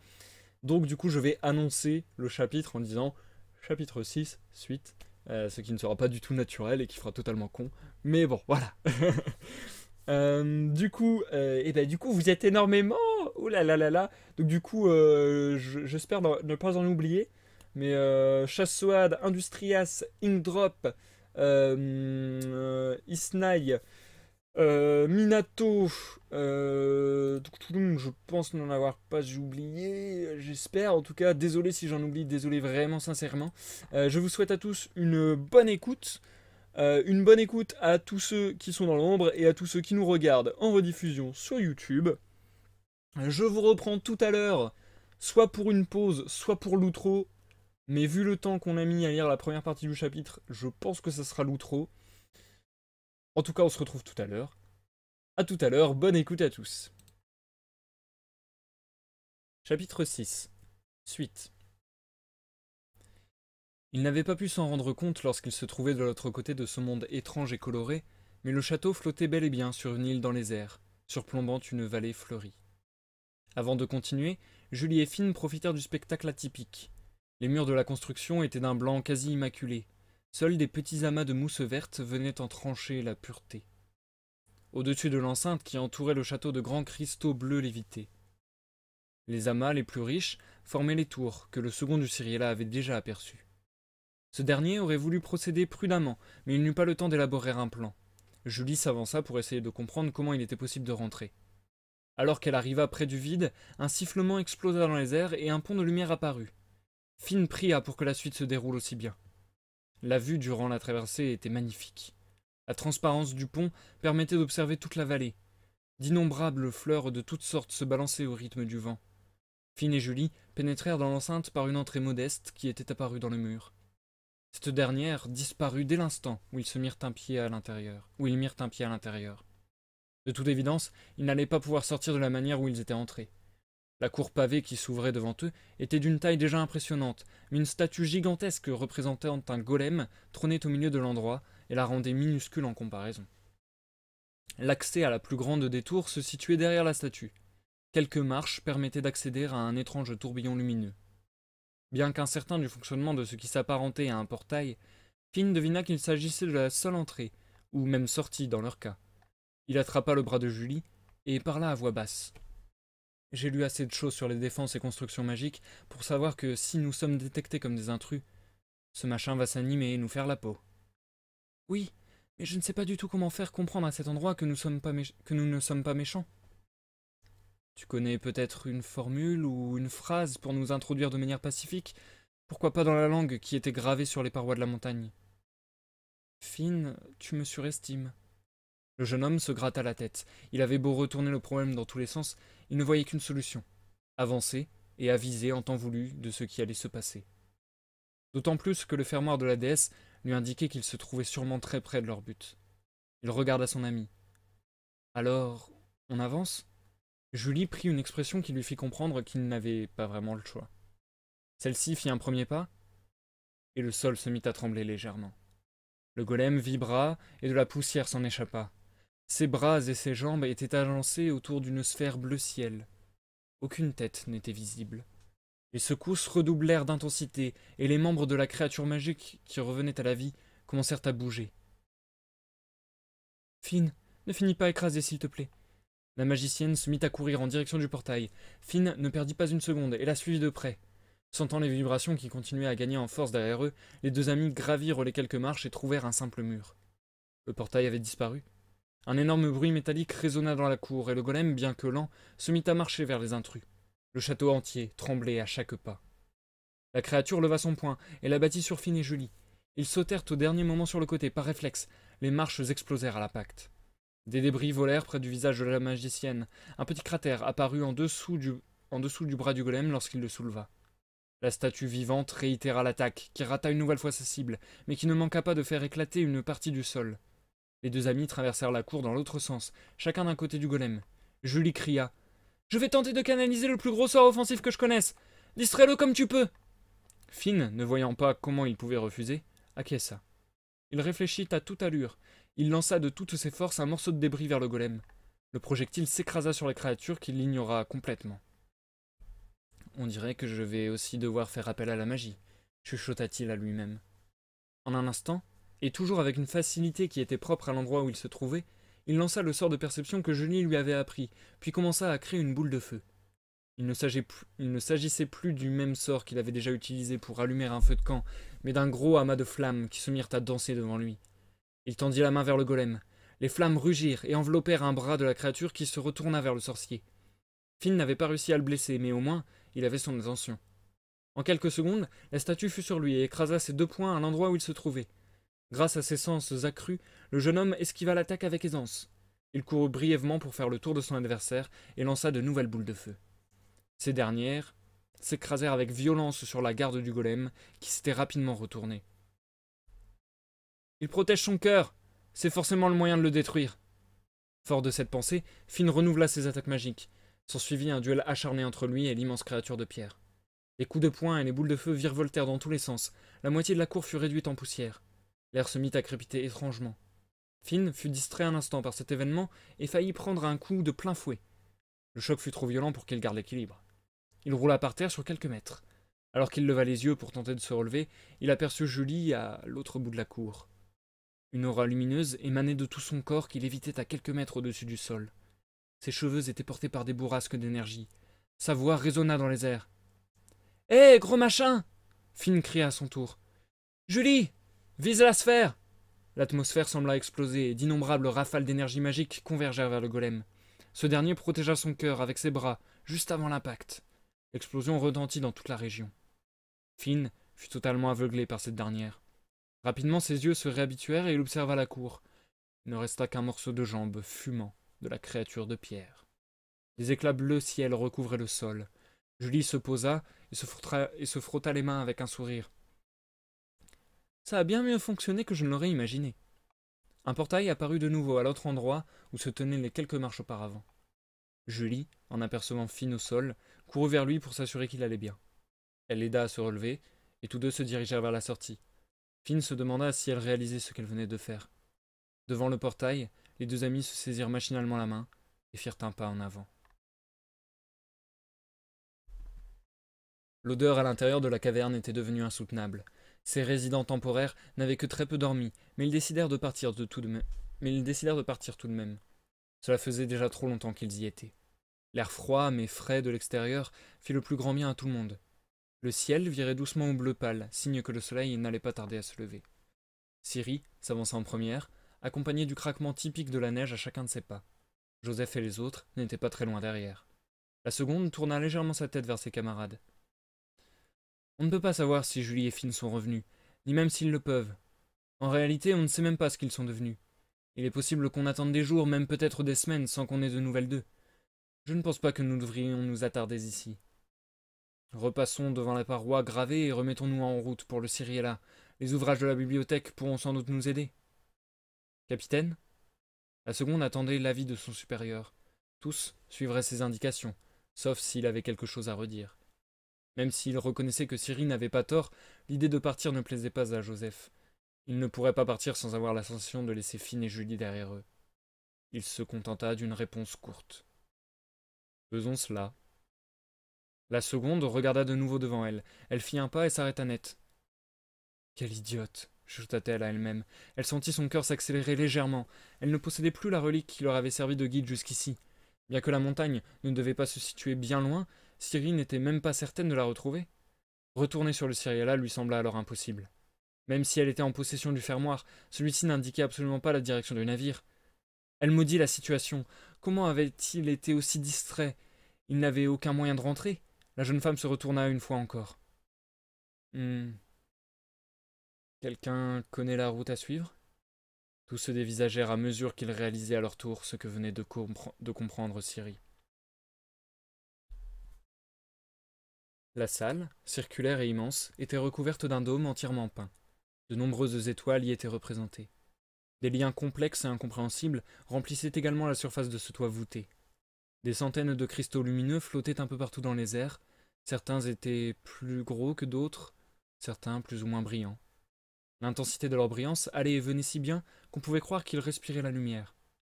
Finn et Julie profitèrent de l'étrange spectacle quelques minutes avant de se mettre à enquêter sur l'endroit où ils venaient d'arriver.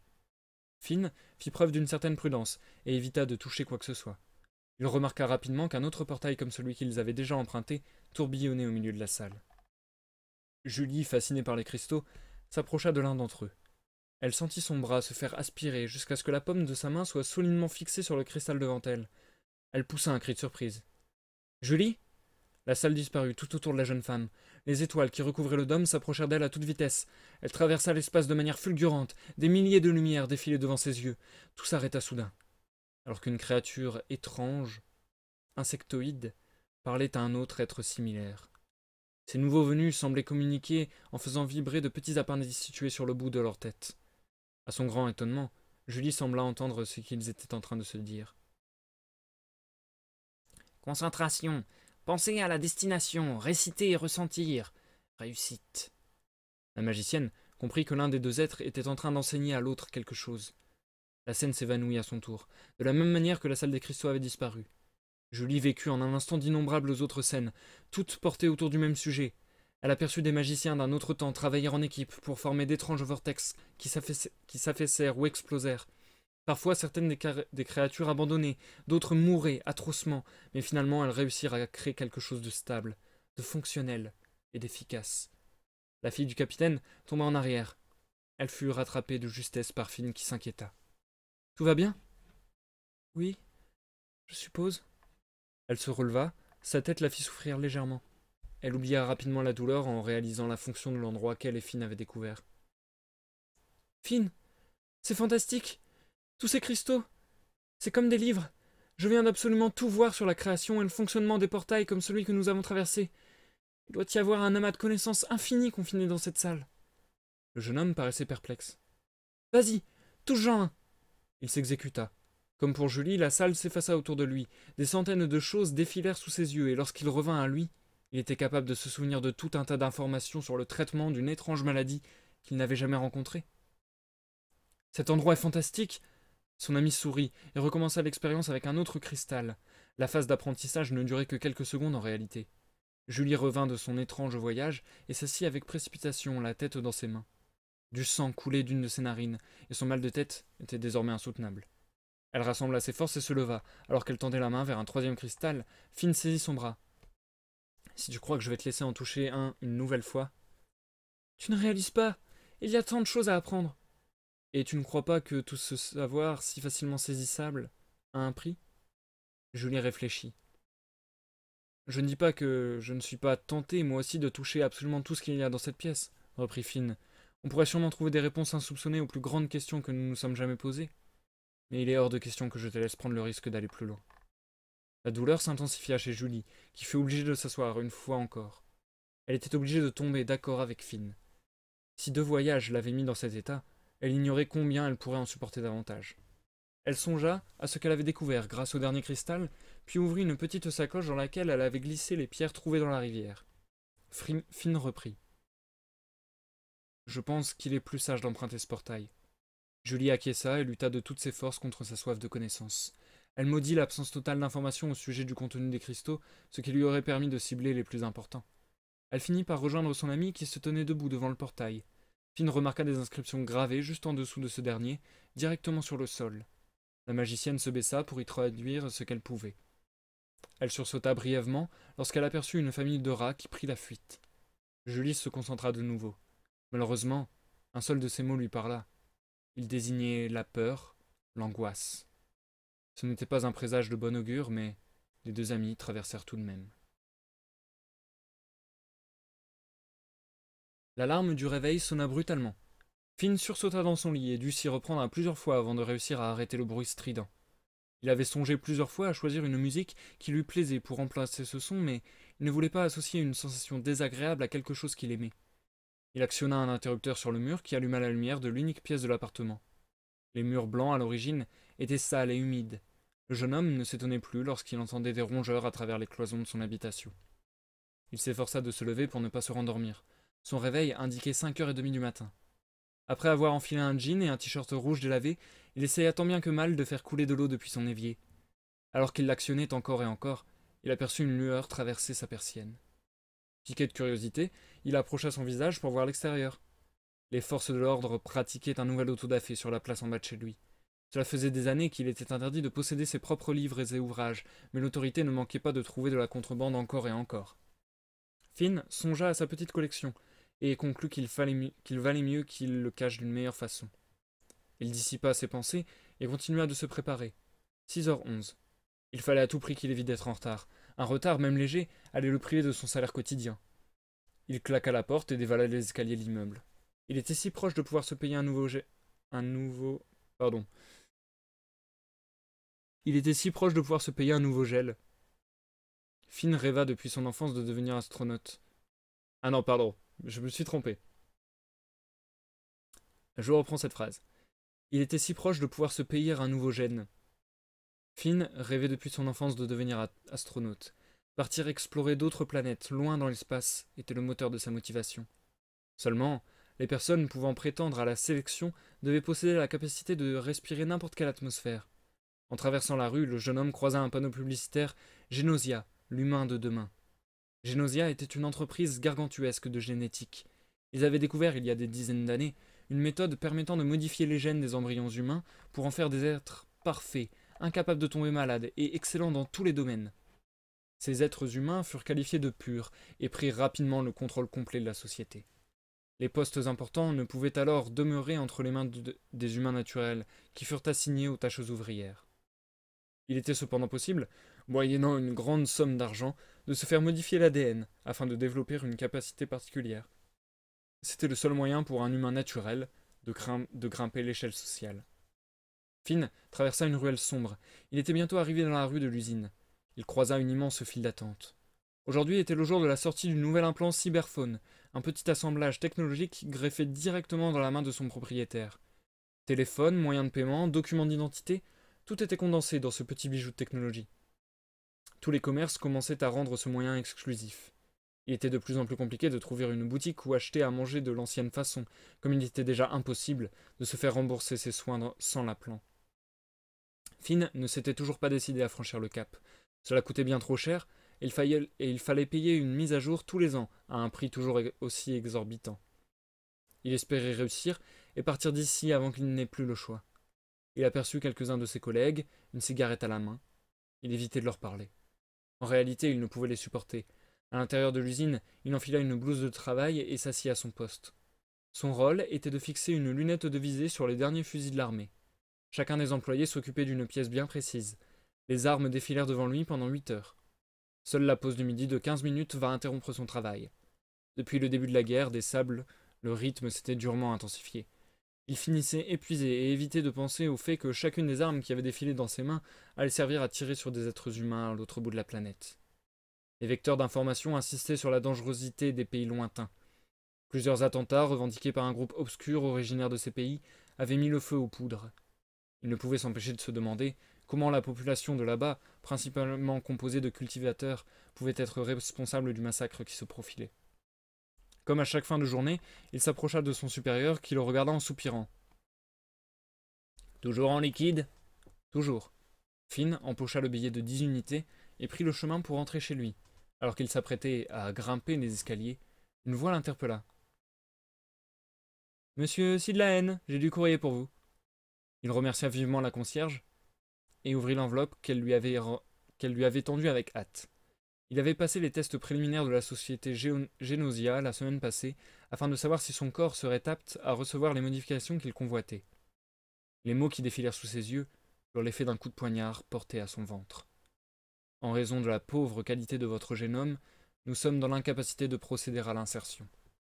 Finn ne put en supporter plus. Il était hors de question qu'il vive encore une seule journée comme celle-ci sans échappatoire. « Tout va bien, monsieur ?» La concierge, qui n'avait pas bougé, fit sursauter le jeune homme. Il ne répondit pas, déchira la lettre, la jeta dans la première poubelle à sa portée et sortit de l'immeuble. Une heure s'écoula alors que Finn déambulait dans les rues de la ville. Tout était tristement gris. Il surprit un groupe de brutes en train de martyriser un homme seul. « Qu'est-ce que tu regardes, ta fiole ?» Le jeune homme ne releva pas et accéléra le pas. Il se haïssait d'agir de la sorte. Il haïssait absolument tout dans cette vie et souhaitait l'extinction complète de la race humaine. Sa rage le conduisit de nouveau jusqu'à son appartement où il s'effondra. Il sortit sa collection d'objets illégaux et les répandit sur le sol. Son regard se porta sur un mousquet qu'il avait récupéré juste avant la fermeture définitive de tous les musées. Il avait dû appartenir à un marin. Il imagina des tas d'histoires fantastiques sur la vie qu'avait pu mener le propriétaire de cet objet. Puis il revint à la réalité. L'objet lui parut comme une solution, une clé pour se libérer. Il fouilla parmi sa collection et retrouva une petite sacoche de poudre. Il chargea le mousquet et l'observa pendant plusieurs longues minutes. En larmes, il le saisit brusquement, tint le canon contre sa tempe. Quelqu'un frappa avec force à sa porte. « Inspection générale du bâtiment, ouvrez !» Finn pressa la détente. Le second du Seriella se réveilla en sursaut. Il sentait son cœur battre la chamade. Ses souvenirs étaient flous et devenaient de plus en plus insaisissables à mesure qu'il essayait de mieux les discerner. Il se sentit à la fois triste et en colère. Il redoubla d'efforts pour se remémorer du rêve qu'il venait de faire. La plupart des éléments qui lui revinrent brièvement à l'esprit lui parurent invraisemblables. Finn ferma les yeux et essaya de se calmer. Des sanglots vinrent briser le silence qui demeurait jusqu'alors intact. Le jeune homme aperçut non loin le corps de Julie qui remuait légèrement. Il s'approcha d'elle. Son visage était décomposé et des larmes ne cessaient de couler. Il essaya de l'appeler pour qu'elle lui parle en posant doucement une main sur son épaule. Les yeux bleus de la magicienne fixaient le vide. Elle se mit à trembler assez violemment. Finn saisit son amie et la ramena contre lui. Il prit son visage entre ses mains et répéta son nom. Une secousse, plus violente que toutes celles qui étaient déjà survenues, parcourut Julie. Son regard bougea et se porta sur Finn. Finn? Oui, c'est moi, je suis là, tout va bien. La jeune femme s'effondra de nouveau dans ses bras. Je t'en prie, Finn, ne pars pas. Je t'en prie, me laisse pas seule. Je sais que tu en as envie, mais ne pars pas. Tous les autres ne sont plus là, je t'en prie. Je suis là et je ne pars pas. Je ne partirai jamais, Julie.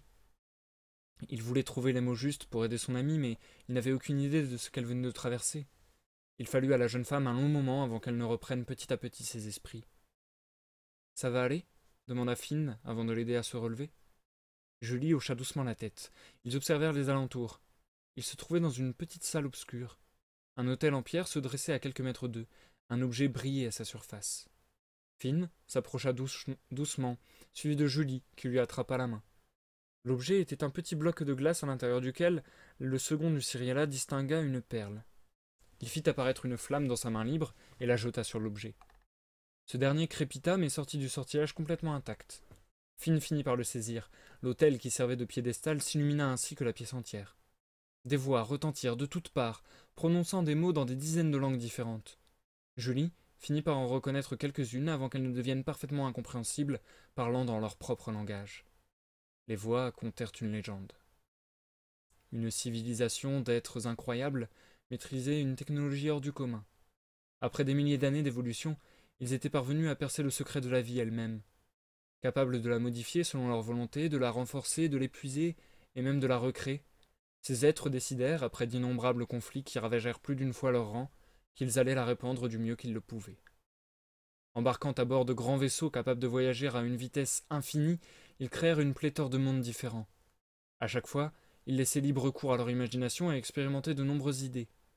Gagnant en confiance et en maîtrise, ils finirent par créer une race dont l'intelligence avait le potentiel de les égaler. Les êtres furent à la fois effrayés et émerveillés. Ils fantasmaient qu'un jour, ils puissent parcourir l'univers en compagnie de leurs enfants, et qu'ils créeraient alors tous ensemble. Mais dans une intelligence si poussée, dormait une dangereuse capacité de destruction. Le corps dirigeant de la civilisation créatrice décida de laisser leur création grandir en gardant un œil sur elle. Ils firent le serment d'intervenir si la situation l'exigeait. Afin de pouvoir accomplir cette promesse, ils laissèrent sur ce monde un passage extrêmement puissant qui allait leur permettre de revenir. Ce passage était accompagné par de magnifiques pierres. Leur beauté n'était pas leur seule qualité, car elles possédaient des propriétés extraordinaires qui, une fois combinées les unes avec les autres, avaient le pouvoir d'alimenter le passage.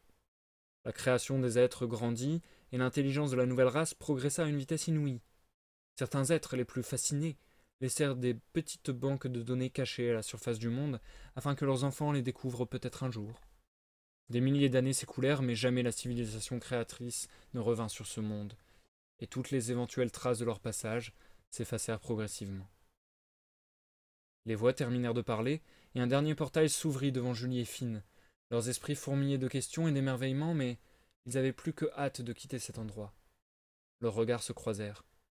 1, 2, 3. Ils sautèrent ensemble à travers le vortex.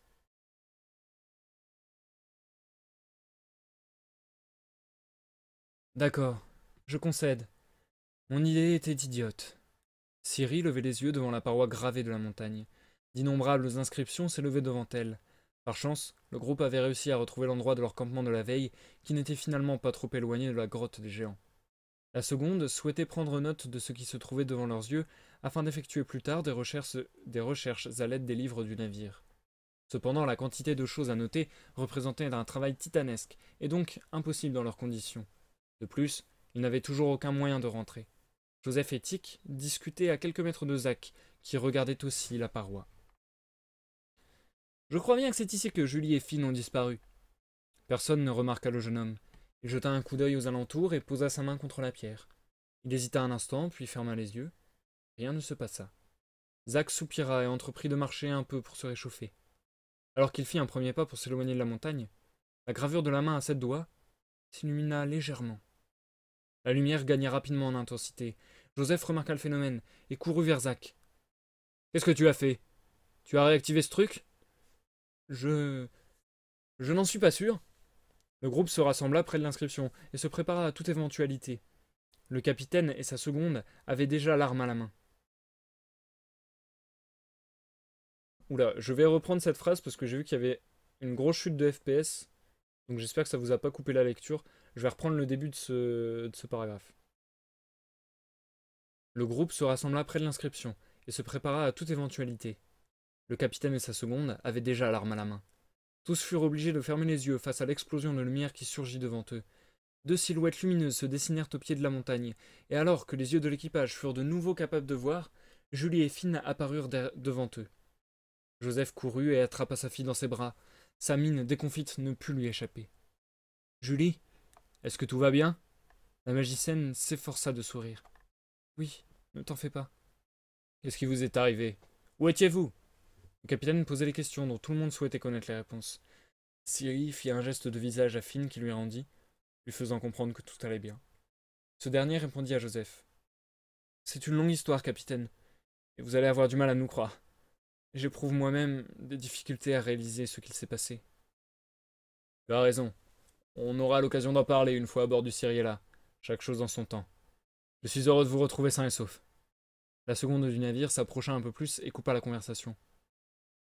« Je ne veux pas t'éprouver, Julie, mais nous n'avons aucun moyen de rentrer chez nous. Tu n'aurais pas un moyen de nous guider. » La magicienne sourit de nouveau sans se forcer cette fois. « J'ai bien mieux que ça. » Elle s'avança de quelques mètres et s'efforça de se concentrer. À la manière d'un sort de perception, elle décupla la capacité de ses sens et pensa avec force au Cyriella. Son esprit vagabonda un moment, puis piqua dans une direction. Il parcourut des étendues de neige à toute vitesse, et après quelques secondes, Julie visualisait le navire. À l'aide de ses mains, elle créa une petite boule d'énergie qui flotta devant elle. La magicienne ouvrit les yeux et la boule explosa en un large vortex. « Ça ne va pas durer longtemps. Dépêchez-vous de traverser. » Bien que surpris par les événements, l'équipage se hâta de suivre la directive de Julie. Finn fut le dernier à rester aux côtés de son ami. Il ne pouvait s'empêcher de s'inquiéter. « Je traverserai en dernier. Vas-y, dit-il. Tu ne devrais pas forcer. Nous ne sommes plus dans cet étrange endroit et je ressens déjà à quel point la magie peut être complexe et épuisante en temps normal. » Dans un mot, la fille du capitaine disparut dans le vortex. Finn lui emboîta le pas rapidement. Le portail finit par disparaître, laissant la neige recouvrir petit à petit toutes les traces du passage de l'équipage du Cyriella.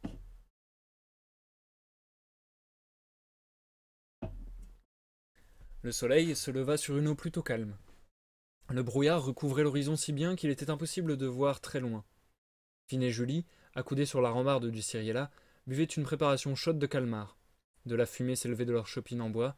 Le jeune homme remit sa fourrure en place et prit une grande gorgée qui le réchauffa. Le capitaine avait souhaité voir tout le monde prendre du repos avant de débriefer sur leur dernier périple. Le temps était désormais venu de se réunir dans la cabine de Joseph, mais Ciri n'était pas encore montée sur le pont. La magicienne expliquait à Finn ce qu'elle pouvait sur le fonctionnement du sortilège de création d'un portail. Il y avait tant à dire qu'elle souhaitait que son ami puisse poser la main sur le cristal qui lui en avait appris autant. Le second retint qu'il fallait être capable de visualiser parfaitement la destination souhaitée, et que l'effort était proportionnel à la distance séparant le lanceur de sorts de ce même endroit. Des pas résonnèrent sur le bois du navire, et Ciri fit un signe de la main afin de faire comprendre aux autres qu'elle était désormais prête. Tous se dirigèrent vers la cabine du capitaine. L'équipage discuta pendant plus d'une heure, chacun des groupes narrant leurs aventures aux autres. Finn termina et posa sur la table la relique, ainsi que le petit bloc de glace dont il venait de parler. Une fois les deux objets devant lui, il réalisa que, bien qu'il n'y a pas encore songé, la manière de libérer la pierre devait être à leur portée. Le jeune homme mit en contact le fermoir et le bloc qui fondit alors rapidement. La perle noire n'était pas tout à fait ronde. Un peu aplanie par deux côtés, on pouvait apercevoir des reflets verts quand on la mouvait à la lumière. Ces derniers rappelèrent au second l'aurore boréale qu'ils avaient pu admirer. La pierre précieuse fut attirée vers la relique et s'y fixa, de la même façon que la pierre du désert. À côté de lui, la conversation avait repris. Pardon. Et je dois avouer que je suis perdu. Certes, il y a des similitudes entre la légende du désert et celle qu'ont trouvée Julie et Finn, mais elles restent tout de même bien différentes. Il nous est impossible de savoir à quoi nous fier. Qu'allons-nous trouver si nous parvenons à réunir toutes ces pierres? Une réponse? Un portail? Rien du tout? Alors que Ciri exposait ses doutes, Joseph se gratta la barbe et prit à son tour la parole. Le chat aux pelotes de laine. Il appela l'attention de tout le monde, qui le regardait d'un air incrédule. L'homme parla à nouveau. Vous connaissez le conte du chat aux pelotes de laine? Sa seconde fit un signe de tête négatif. Joseph regarda alors Zach, dont l'air ébahi traduisait son ignorance. Il tourna alors la tête vers Finn. Finn? Oui, je connais ce conte. Joseph se redressa dans son fauteuil. Eh bien, figurez-vous que c'est l'un de mes favoris. Je l'apprécie tant que je l'ai appris par cœur. Tout jeune, je ne cessais de lire, et ma soif de découverte dans la lecture était aussi grande que mon envie de partager ce que je lisais. Alors quand j'ai eu l'occasion de passer du temps loin de chez moi, sur une petite île au large du continent, j'ai raconté un tas d'histoires à un enfant de mon âge de la tribu, qui m'avait accueilli ma famille et moi. Je m'étais rapidement lié d'amitié avec lui, et je fus déçu et surpris de voir qu'il ne connaissait absolument pas l'histoire du chat aux pelotes de laine. Mais ma déception fut rapidement remplacée par l'excitation de la lui faire découvrir. C'est alors qu'au milieu de mon récit, il me révéla que ce conte lui rappelait fortement une histoire que sa mère lui avait déjà apprise. Il ne s'agissait plus d'un chat qui accumule des pelotes de laine en un large trésor, mais d'un singe friand de régime de bananes. Les protagonistes n'étaient pas les mêmes, les lieux non plus, mais l'histoire demeurait fondamentalement la même. Là où le chat se faisait voler son amas de pelotes, le singe découvrait que tous ses fruits avaient pourri, et tous deux réalisèrent les limites de la possession, ainsi que l'importance de profiter de ce que l'on a à chaque instant. Le chat ou le singe, quelle histoire a vu le jour en premier? Laquelle a inspiré l'autre? Je peux jurer qu'elles sont liées l'une à l'autre, mais il m'est impossible de répondre à ces questions. Le silence demeura un instant dans la salle, tant Joseph avait attisé l'esprit de son équipage. Vous voulez dire que ces deux légendes sont chacune une version de la même histoire? Interrogea Finn. Et pourquoi pas? D'ailleurs, pourquoi n'y aurait-il pas plus de deux histoires? Rien ne fait écho à d'autres œuvres à travers ces légendes? Je mettrai ma main à couper que tu aimes la poésie, Finn. Le second acquiesça et soudain son esprit fusa. Le monde qui pleure! Le capitaine esquissa un sourire. Ciri demanda à Finn des explications. C'est un poème. Il s'agit d'un monde jeune qui est voué à devenir prospère et heureux. Il finit pourtant par gâcher tout son potentiel et est banni à la surface d'un immense lac noir. Ayant la phobie de l'eau, il se met paradoxalement à pleurer. Et c'est de la chute d'une larme à la surface du lac que se crée un cercle qui est en fait une porte qui lui permet de s'échapper. C'est très abstrait, mais c'est encore les mêmes éléments. Un passage caché au sein d'un monde. La conversation du groupe, attablée dans la cabine du capitaine, redoubla d'intensité. Tous commençaient à se remémorer des récits, des contes, des poèmes, et même des peintures, des sculptures et des musiques qui faisaient écho à l'histoire des légendes. Joseph profita d'un bref moment de calme pour reprendre. Cette histoire est partout, si bien qu'on ne s'en rend même pas compte. Des dizaines et des dizaines de versions différentes, chacune des civilisations, tribus, groupes d'humains possède la leur. Je n'ai pas pu remonter jusqu'à la source des histoires du chat et du singe, mais nous possédons peut-être la manière de le faire pour ces légendes. Son regard se porta sur la relique et les deux pierres posées au milieu du groupe. Le fermoir de la déesse brillait une fois encore, désignant une nouvelle direction. Et c'est la fin du chapitre 6, les amis.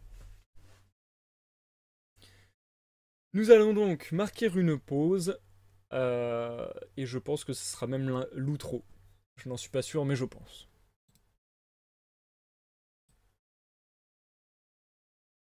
Du coup, je vais vous lire dans le chat. L'ami Zicto nous a rejoint. Bienvenue Zicto, tu arrives à la fin malheureusement. Mais ça fait plaisir que tu passes. Merci d'être venu, mon bon Zicto. Chassoad, mais pareil, j'aurais tellement pas pu m'empêcher de toucher d'autres cristaux, même si je saigne et tout, j'allais être vulgaire. Je m'en fous. Mais en fait, foutre, c'est aussi très vulgaire, donc bon. Enfin bon. J'adore ce genre d'histoire avec des mondes où c'est la dystopie. Alors moi, j'aime rarement, en cela que je trouve ça vrai... Enfin, j'aime bien, mais c'est rarement réussi, je trouve. Mais là, je vais répéter ce que j'ai dit au début de ce... Enfin, à la pause de tout à l'heure. Je trouve ce chapitre juste énorme. J'adore tellement. Déjà, je le trouve beaucoup plus fluide dans l'enchaînement des événements que les précédents chapitres. Donc je trouve beaucoup mieux écrit, entre guillemets, même stylistiquement et rythmiquement, etc. Et bah, ce que je vous ai dit tout à l'heure a continué de manière juste géniale. Genre, quand il a dit qu'il se... Enfin, quand à un moment on change de paragraphe et que le paragraphe commence par son réveil sonné ou je sais plus quoi, dans ma tête, j'ai fait ok, il les a amenés dans un monde moderne, voire futuriste. Et j'étais en mode, dans ma tête, j'étais en mode, ok, c'est un coup de génie, ok, t'as trop bien joué, Mirani. Et du coup, je continue le paragraphe, puis là, je vois qu'il parle de jeans, de t-shirt, je vois que par plein de petits indices, on voit que on est en effet dans cet univers-là. Et là, je me suis dit, ok, t'as trop géré, mon gars. Enfin, franchement, là, je suis en méga, méga gros kiff. Le chapitre qu'on vient de lire, c'est clairement mon préféré du roman pour le moment. Et Mirani, si tu écoutes cette rediffusion, c'était vraiment, vraiment, vraiment, vraiment trop, trop kiffant et t'as trop géré, mon gars. Sérieux, ça m'a fait penser à plein de jeux de rôle qu'on a pu faire avec Mirani en privé.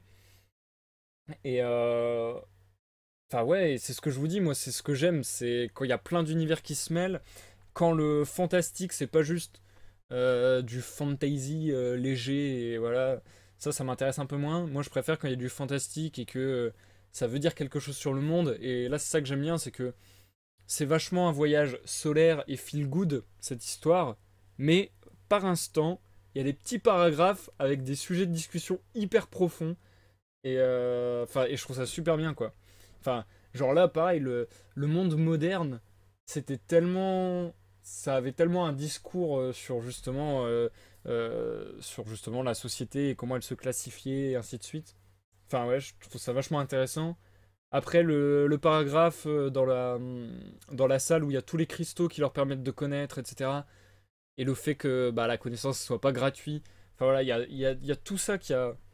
Je sais pas, dans ce chapitre, il y a vraiment, pour moi, un très bon équilibre entre le feel good, j'ai envie de dire, le have fun, donc le côté vraiment distrayant, on va dire, et le côté un peu réflexion.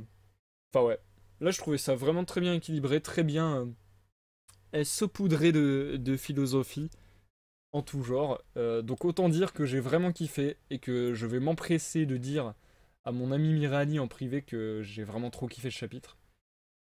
J'espère que vous l'avez aimé autant que moi, les amis. Et écoutez, dites-moi, je pense qu'on va s'arrêter là parce que sinon, ça va pas couper bien en fait. Parce que le chapitre 7, il y a au moins le double de pages, ce qui fait qu'on repartira... Enfin, au moins le double. Au moins une fois et demie plus de pages. Ce qui fait qu'on repartirait pour 2h30 de live. Ce qui fait que c'est beaucoup trop long. Sachant que là, on va arriver à 2 heures de live. Donc, ce que je vous propose plutôt, c'est que pour les derniers chapitres, on les découpe à chaque fois en un live, un chapitre. Parce qu'ils sont tous de cet acabit. Enfin, les deux derniers sont de cet acabit. Donc je pense qu'on va s'arrêter aujourd'hui vers 2 heures de live, ça sera déjà pas mal. Éventuellement lundi on fait le chapitre 7 et jeudi prochain on ferait le chapitre 8 et on terminerait la lecture. Dites-moi si ça vous va. Après, la chose qu'on peut faire éventuellement pour le finir plus vite, entre guillemets, et puis pour pas que ça fasse coupure de chapitre, mais en même temps les chapitres sont tellement longs. Écoutez, dites-moi ce que vous en pensez et n'hésitez pas aussi à me communiquer ce que vous pensez du roman en lui-même. Parce que déjà d'habitude ça m'intéresse, parce que j'aime bien partager avec vous un peu l'expérience. Mais là ça m'intéresse d'autant plus que c'est Mirani qui l'a écrit et que Mirani c'est un proche, donc c'est grave cool même pour lui d'avoir des retours et de savoir. Parce que là il est en train de plonger petit à petit vers l'écriture du tome 2. Donc je pense que ça pourra bien l'aider si vous avez quelconque réflexion sur son style, sur son ton, sur sa manière d'écrire, sur ses thématiques, etc. etc. Alors du coup, Industria, ça me va, Zicto, ça me va. Ok, bah à ce moment-là, ce qu'on va faire, je vous propose deux solutions, vous me dites celle qui vous va le mieux.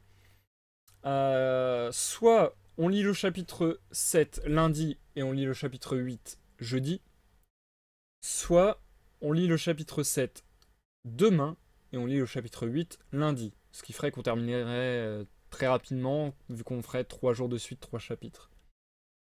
À vous de me dire, les amis.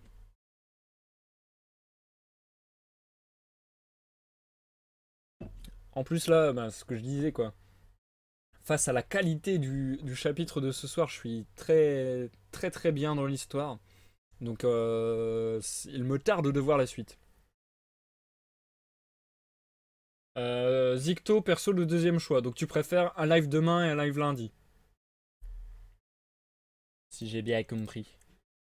Et je ne sais pas si vous êtes encore là, les autres, du coup. Mais si vous êtes encore là, Chassoad, Ingdrop, Isnai, Minato, n'hésitez pas à faire valoir vos droits. N'hésitez pas à me dire ce que vous avez pensé du roman ce soir et ce que vous préférez faire pour la suite. Il me faudrait au moins 3-4 réponses, ça serait le mieux, je pense. Pour que je saoule pas les gens après à faire trop de live ou pas assez, et ainsi de suite. Industrias, aucune préférence. Ok, ok. Isna et je ne m'avance pas, ok.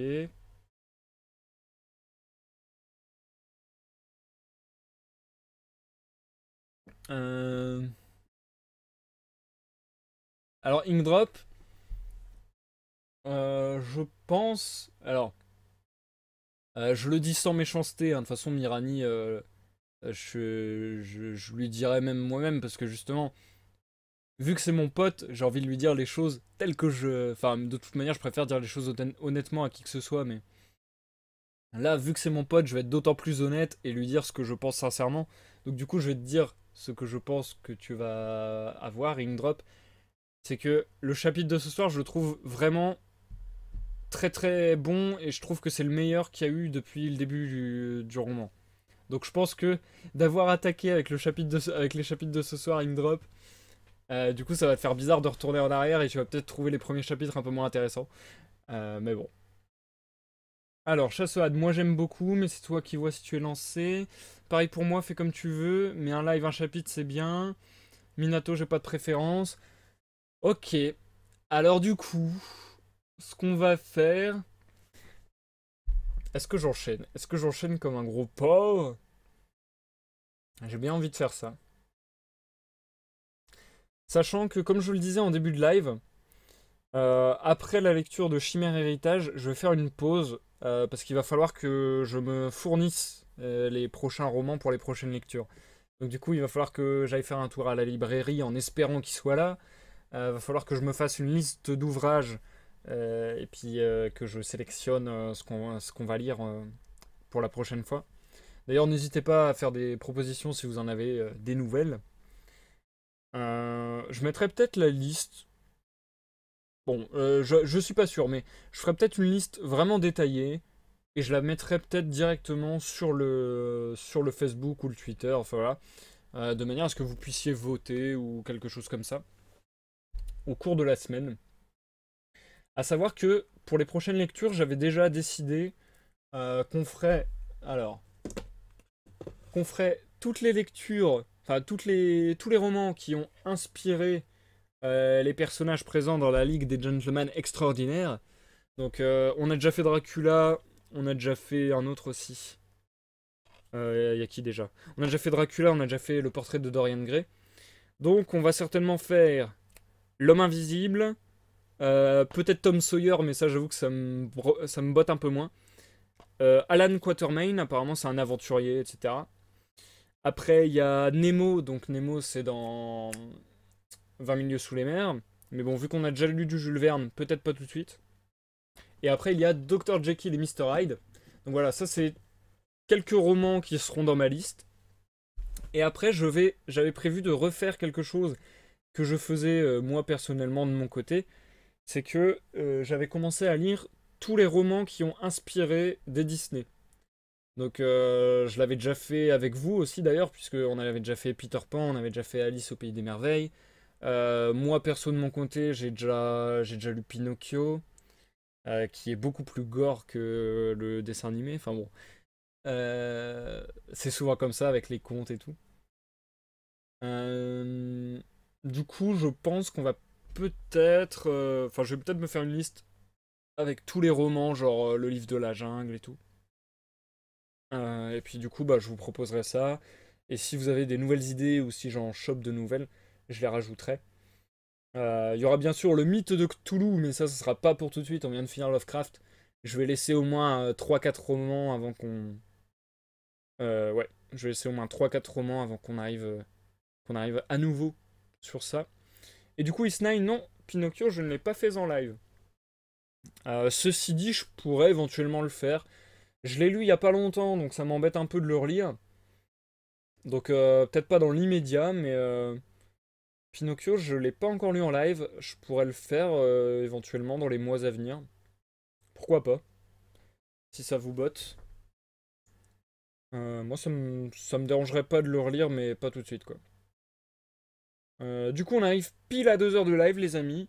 Donc ça, au final, ça aura été un live quasiment comme d'habitude, quoi. Isnai, j'ai donc rêvé une discussion sur le cricket.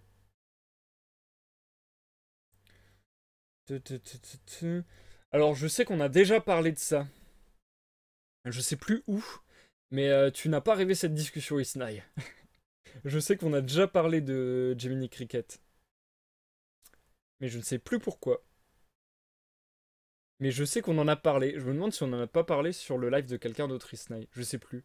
Ou bien c'était peut-être lors de live sur Alice au Pays des Merveilles. Enfin, je me rappelle plus bien, mais cette discussion a eu lieu, Isnai. Entre mythe et réalité.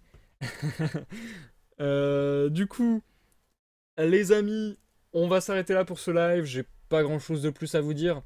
Mes projets, bah, il n'y a pas eu grand avancement vu que j'ai live il y a 2 jours. Voilà.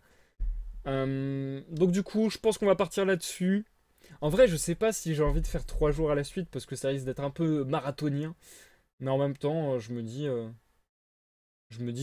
tellement l'histoire pour l'instant que ça me dérange pas comme ça a priori. Bon, allez, on se lance là-dedans. Soyons fous. Faisons un peu preuve de démence. Non, non, ça va pas démence. Je voulais un synonyme à folie, mais en mode sympa et tout. Bon, je trouve pas, c'est pas grave. L'hystérie collective par rapport à ce roman. Du coup, nous allons nous arrêter là pour ce soir, les amis. Un énorme merci d'être resté aussi longtemps. Un énorme merci d'avoir commenté, d'avoir donné votre avis. Votre avis, ça fait plaisir. Et j'adore discuter avec vous de l'histoire, en vrai. C'est débile, mais c'est un truc que j'adore faire. J'adore partager avec vous l'aventure. J'espère que la lecture de ce soir vous aura plu. Merci à tous ceux qui sont passés. Inkdrop, Isnai, Industrias, Chassoad, Minato.